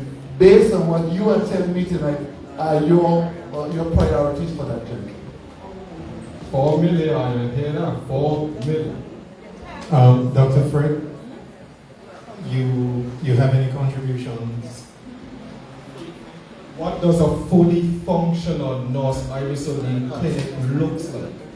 So I think the young lady had asked that question, but in order to fund it, it costs approximately, let's say $5 million. Annually. For Virgin Gorda, that's Iris O'Neill Clinic alone. And that is conservative. When I say conservative, meaning it may not take in account all those other fees, but it's about $5 million. Salaries, supplies, nurses, programs, yeah. Let me help you out a bit. Ms. Samuel stated earlier a list of services that is in operation now. What are the list of operation that is not in service and is expected to become in service? Again, the question is, what does a fully functional North Iris O'Neill clinic looks like? What are the services provided? All of that. Okay, so I gave you the, I wish I could see who I'm talking to. Right, so full services would mean 8 to 12 hour shifts of primary health care services, 24-hour urgent care services, radiological services that are accessible 24 hours, pharmaceutical services that are accessible 24 hours, laboratory services that would be functional 24 hours, dental suite, physiotherapy, and mental health. Thank you so much. So all of those services. So I think somebody mentioned the second floor of the Nurse Iris O'Neill Clinic, okay? And then the minister referenced it. So that space on the second floor is needed to be able to deliver the full suite of services that Dr. Fred just mentioned. So it takes into account the dental. There's a fully functional dental unit, the physio services, all of the services to support emergency care as well as community and preventative care. And my last follow-up, just to be corrected, you said the $4 million. If I could quickly add before you finish, a couple of things as well. You asked what a fully functional clinic will look like. Yes. In order to build it in the first place, it's going to cost about $5 million. And then to operate it on an annual basis is going to be $5 million a share. So I just wanted to make sure that we're clear on that those particular points. So when he says build it in order to finish the second floor and make sure that it's properly furnished and so forth, that's what you're speaking to, Mr. Chair? Yes. Okay, good. Just to clarify. Thank you. And then just a last follow-up to it is, when do you expect to have that completed? I think part of that answer would be determined by the minister and the government in terms of putting the funds for us to be able to have that materialize. And to be realistic, I'm going to butt in here because I've been standing for quite a while. We've been here about 3 hours back and forth, and I really appreciate that that you're here for the discussion. The sad thing is that if there was not that death last Saturday, you guys would not be here. You would not be here. If it is that the population of Virgin Gorda, those of us who are vocal and those who are not, did not take to the airwaves and everything else, you would not be sitting here. The reality of the situation is that you can't even find money at times to even have bone cream in the clinic. A gentleman was at the clinic, a mean, and it's just, I have to say it, and I wish that we had more time so that a lot of people in this room can tell you their horror stories. And we keep having horror story after horror story. Successive governments and CEOs run up here, they pacify us, and 9 days later, they've moved on to something else, moved on to another island. We've had enough. And yes, it sounds like you need $10 million minimum for Virgin Gorda. And those of us here in this room damn well know that you ain't gonna find it in government unless you go to the Social Security Fund like you did at COVID. That may be some place to go to find the money to start Virgin Gorda. I can tell you where to find money as well too. The Environmental Levy Fund has over $10 million in it. And we got that, I don't care where it is, just like how we ran into House of Assembly and Cabinet and passed so many pieces of legislation in 1 week. Then you can do that with environmental levy, which, as a matter of fact, was raised on the backs of the overnight visitors. And the majority of those overnight visitors who spend the money come here. Some of us are talking, saying that we need to hit up the billionaires. But I was willing to hit up the billionaires who have homes in Maho. The rains came on May 8th, and every culvert leading into Maho Bay was undermined. One government official came over there to see what was happening, and that had to take phone calls. So what do I tell homeowners when their $1 million homes are destroyed? That maybe we may have to fix the culverts.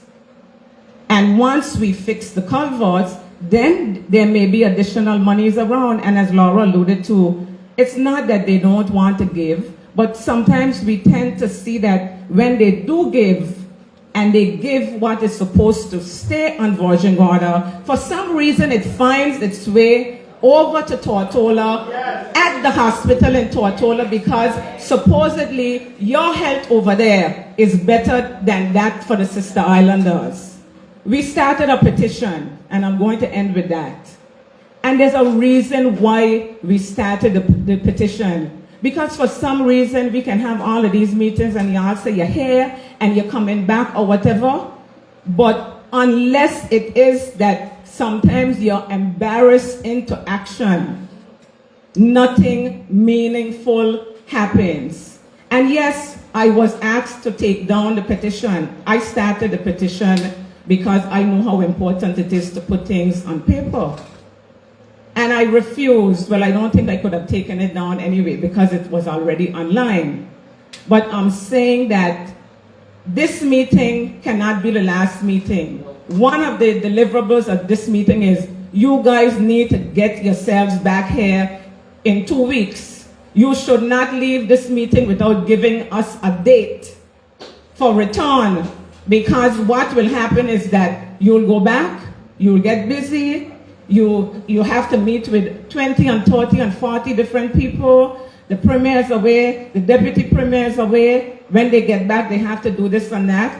And there will not be any coming back to the people. So I am saying that the 1, 2, 3, 4, 5, the 6 of you at that table up there, come up with a date.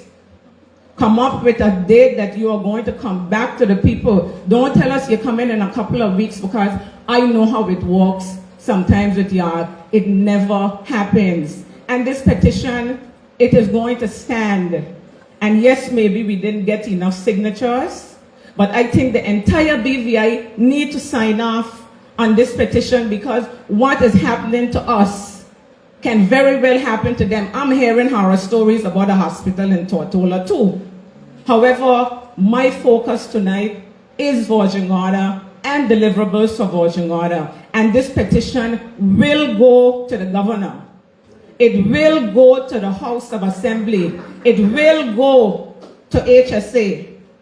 And maybe even if some of us, if one of the billionaires that we're talking about want to fund one or two of us to take it to the UK ourselves, since we seem to go to the UK for everything else except healthcare, then that is what needs to happen. Enough really is enough, and I said I'm happy that you guys came, but it's a little, sometimes we say it's a little too late. So before you leave from here, tell us when you're coming back. And don't come back for us to discuss that timeline. Send it to us ahead of time so that we can dissect it and we can study it. And I agree with what they're saying. You have a board, yes, but I am sure that your board does not have more than one or two Sister Islanders, whatever that word is, on it. I am almost positive. And yes, you're telling us to apply. And I will just give a brief story, because all of us know that when it comes to tourism, I supposedly know what I'm doing.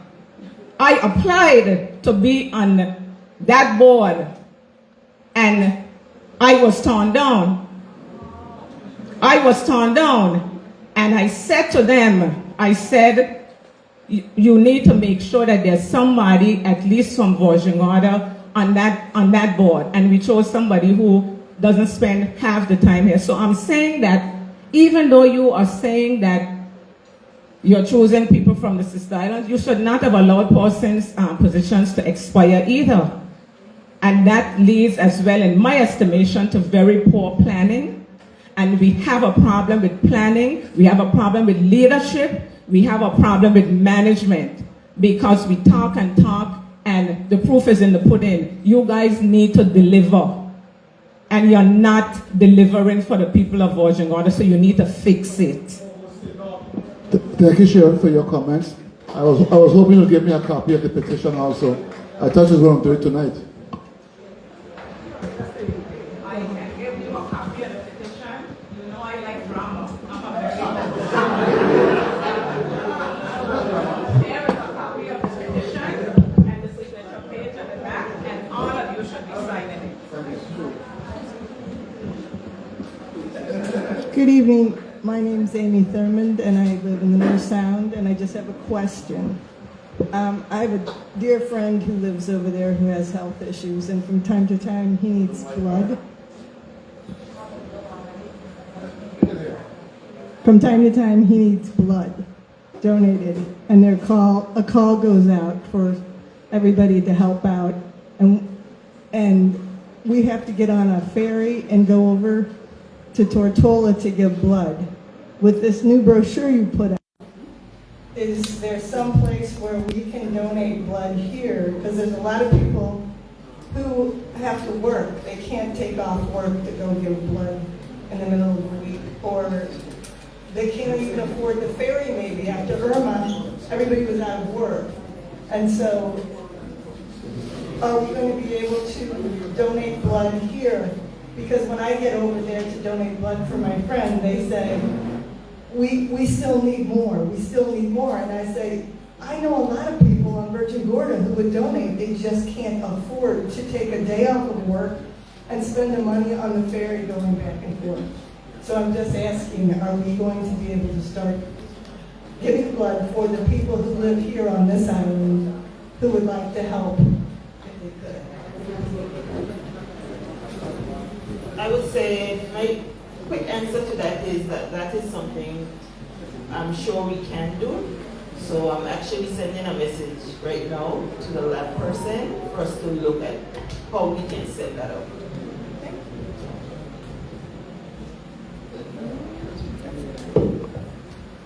I just wanted to add a point in response to Ms. Flax around the process now, and even especially when it comes to the appointments of persons to boards and committees. In actuality, we have literally done the advertisement for that particular board more than 3 times, and we've not been getting the sort of responses. No applications up to twice. And when we put them out, it's put out for more than a 2-week to a month period. So one of the things that we've recognized as has been happening, And again, it's because of all the new structures that have been put in place on account of the COI, is that persons are not very open to even wanting to be involved in some of these boards and committees because of this connection that is very intrusive, the sort of things that they would have to be required to do and so forth. So nonetheless, I think it's still important that we encourage persons to participate and be engaged as much as possible in these boards once the opportunities are presented. Thank you so much. I know the time is fast spent, it's about 9:20 now, but we want to, of course, give everybody an opportunity. Are there any more questions or any more voices that want to be heard? I think we can take about 2 more. We'll take it down to 9:30 at least, and then we'll try to have some wrap up. Mr. Whitley, you mentioned that you were looking into an ambulance boat. Did you get to the point where you found out what it costs to have that? And also, in the meantime, will HSA be outfitting the boat that we have at present that transports the people to Traders Bay with equipment, the necessary equipment that's needed, and personnel?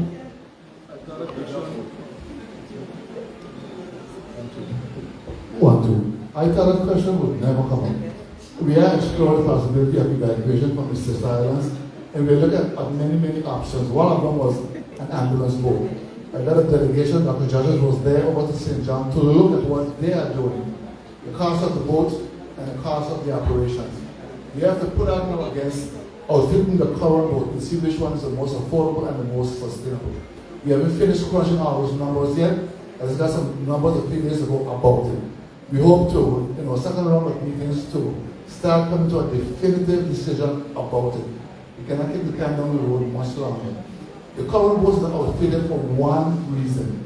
The gentleman does not have a real contract in place to where he can hire persons to make the service what it should be. He is willing to do it. But we have to cut the cost. We can't do things halfway. We have to make sure we make a decision, whichever one we make, to buy an ambulance boat or to outfit this one, and it is sustainable and we can afford it. So it is an active thing we are doing.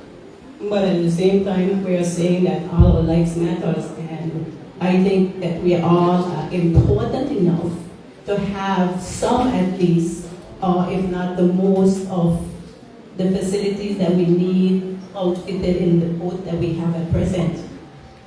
Like I said, the reason it isn't going to happen until the gentleman gets a contract. I spoke with this a few years ago. Even the acting CEO also, she give me more information about it. We have to make a decision. I want to make it very soon. The other side of that, yes, it's good to get your dialysis units, it's good to have your ambulance boats, but the key thing we can't leave us also is our personal responsibility to try and keep ourselves, the other preventative medicine, to keep ourselves as healthy as possible, that we don't need these things that we put in place.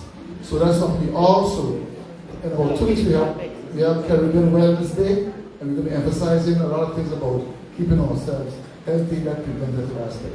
Dr. Samuels? Okay, so I had a meeting with the gentleman just this week to discuss the terms of engagement, all right? And he is willing to continue to provide the service and to also do some improvements to the boat once we sign off his contract and we're able to agree on the payment, okay? The other thing, that's what I wanted to address with the person who raised the fee of the $300, that's a subsidized cost. And one of the things that we need addressed is NHI and how it covers emergency airlift or movement from all of the sister islands. Because right now, that cost is essentially borne by the HSA.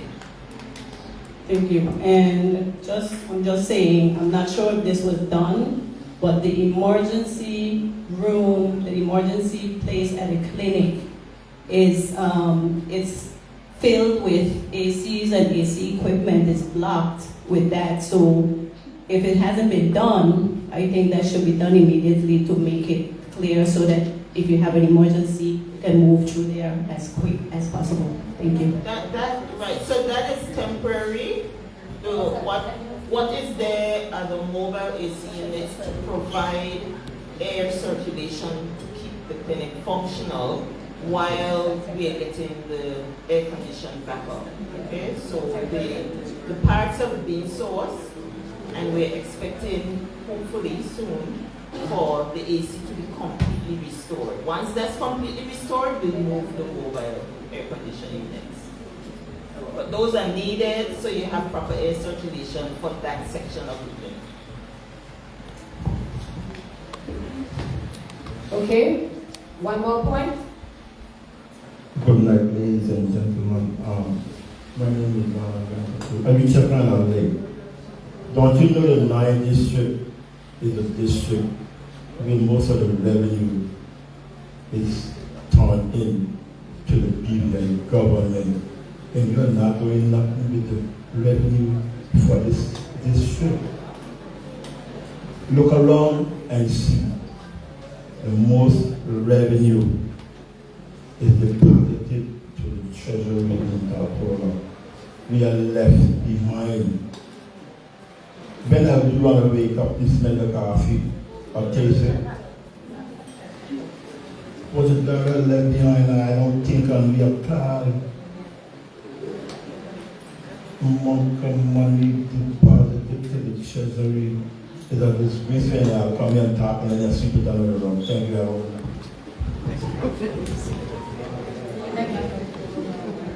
Thank you very much, Mr. Bantapool, I think he said. Yes. All right, so I think we've gone through. Sorry, go ahead. Last person. Okay, good night. I just want to know how soon the person will be able to get an ultrasound or an X-ray done at the Los Angeles University. That's it.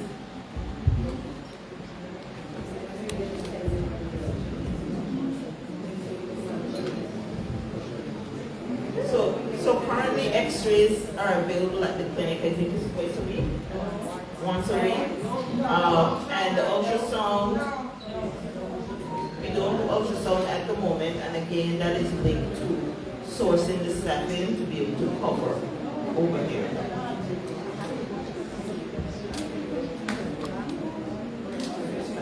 Okay. Thank you very much, Dr. Samuel. Sorry. Can we take one more? One more. It's just a correction of statement.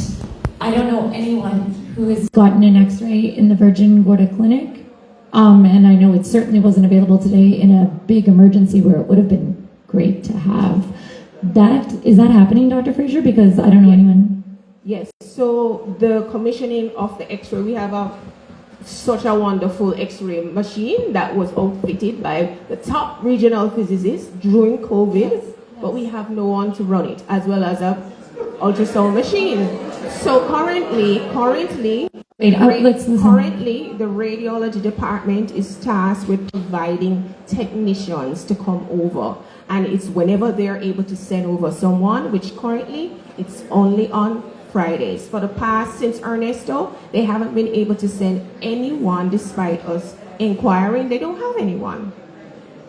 Thank you, Dr. Fraser. So let's please correct the official record that Virgin Gorda does not have X-ray facilities. And just to clarify, I know, Dr. Samuel, you said we're waiting on technicians for ultrasound. If I'm not mistaken, one of our doctors went away and did get qualifications in ultrasound. Did she not? Did Dr. Wheatley not go away to get some of that, I believe? Unless I'm mistaken. Hello, can you hear me? So there are levels of training when it comes to ultrasonography. I myself have training in fast ultrasound. But however, the machinery, we have to be able to manipulate it. And as we have so heard over this entire time, there's a lot of red tape and a lot of lobbying on the ground here that we do as the clinicians. And unless we get the support, and hopefully all the support that we need is coming tomorrow, that we can do these things. So yes, and to go back, somebody did ask about training of people at the clinic. There are indeed specialists at the clinic. There are people training in medicine, emergency medicine. I myself have postgraduate training in emergency medicine. I have worked and public health. That's my main specialty. I have worked in Toronto, Canada, one of the biggest St. Michael's hospital. I've also worked in Kingston, Jamaica, many other places where the actual emergency status is way worse and traumatizing. But we can all do so much and more, no more, or bare hands. So that's the support that we're looking for. And I'm very happy, very, very happy that people took the time to express what is going on. Because once we get the full support that we need, then we can grow. There is a strategic plan right here for Virgin Gorda that we have had in place for quite some time. So now when the priority comes to us, we have the plan in place. Thank you. Thank you, Dr. Fraser. So I think out of all of this, there's a huge disconnect because we're talking about things that are apparently happening in Virgin Gorda that Tortola thinks is happening and Virgin Gorda is like it's not. And right now, if you're going to ask me to pick sides, I'm picking sides with Virgin Gorda. So Dr. Fraser, if you need us to start really opening our mouths, then let's work together because they clearly are not hearing you or not believing you and want to make a public statement. Dr. Fred, I know your hands are there, and since you're overseeing District 9, it would be great to get you for a shift in the clinic too. We'd appreciate your support because since we need more doctors, let's pull on. No, I know you're busy, but everyone's busy. All right? Thank you. All right.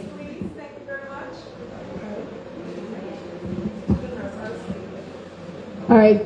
I want to say thank you on behalf of the team from the Ministry of Health. And as we've had this engagement, there have been some very salient points that we've heard, we've listened, and we will, of course, take on account. We are here as a ministry, as a parent ministry for BVI HSA to support. We recognize there are a number of deficiencies, including lack of human capacity and support financially for some of the key services that we want to see delivered. And of course, we'll continue to advocate through the normal budgetary process to see how we can get the funding needed to support the initiatives that we have in terms of delivering on healthcare in the territory, especially for our Virgin Gorda communities. I want to, of course, give the Honorable Minister the opportunity to do his quick wrap-up. There's some key points that were raised, including when we expect to have some follow-ups. The reality is we have a number of matters, even travel engagements in the next couple of weeks. So we have to look carefully at our diaries and be able to see how we can follow up. But we don't want to just follow up with another meeting when we're not coming to you with something tangible. What exactly are we looking at? What's the strategy we intend to incorporate when it comes to our VG community? Those are things that we want to look at clearly and carefully, collaborating with our HSA partners to ensure that we can really make sure that whatever we're delivering, whatever we're planning, can actually be materialized. Okay, so I want to just mention that, and as we go through, you will hear more from us around those things. I'll give the Honourable Minister the opportunity now, and hopefully we continue to see your support and engagement as we go through this process. Thank you, everyone. Thank you, PS. I want to first of all sincerely thank all of you for coming out this evening on this very subject. I want to thank you for expressing your concerns the way you did with your honesty and your frankness. I hear the frustration is as thick as concrete. I feel your pain. I live here too. What happens to you can happen to me, can happen to any one of us. There will be actions taken. We have to go and compile all the notes that you've given us, chart the way forward. My job primarily is to find the funding to operationalize the plans that they have for access to health care, whether it be in North Sound, in the Gorda, or in the Valley. We have to look at staffing levels. We have the ideal levels of 16 doctors and 10 nurses and so forth that we don't currently have. We have to incentivize our recruitment to get doctors to come to Virgin Gorda to live here. We will never be able to compete in other countries in terms of salary. Never. But we can offer other things to potential persons, like accommodations, a good environment, a lovely place to live and work, friendly people, outgoing or spoken. I want to thank persons for realizing that the government alone cannot solve this problem. It should a collaborative effort. the government, the NGOs, the private sector, the concerned citizens, and I've heard that tonight from you. It will all be taken on board. Like I said, I live here too. What can happen to anybody can also happen to me. I don't live Tatoro. I only walk on Tatoro most days. These folks will be catching a boat. And I must thank the team, PS and her team, for coming over and for staying. And for you insisting that they stay. This must be a priority for me as Minister of Health and resident of Virgin Gorda.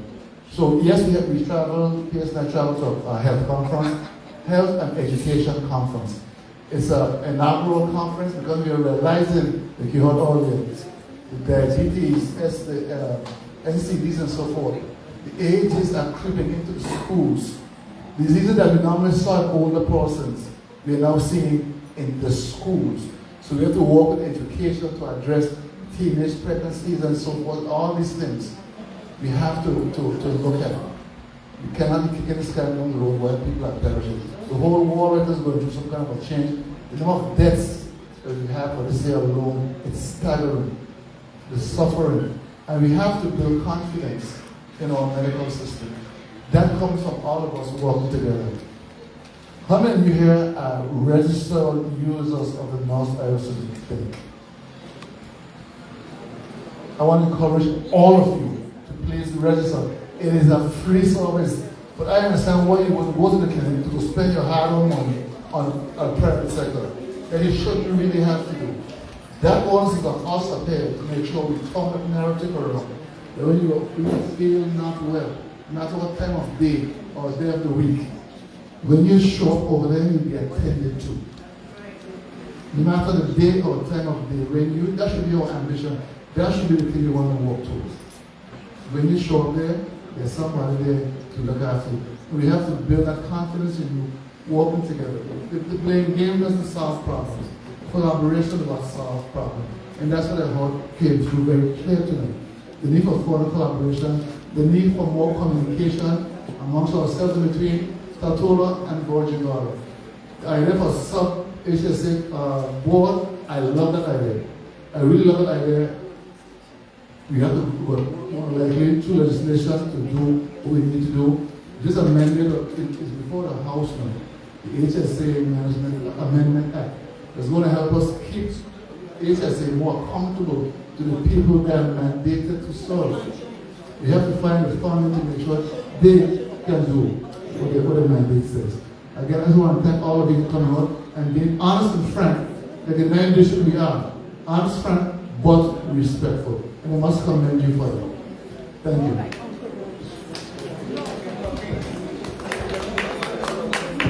Thank you, everyone, and have a good night.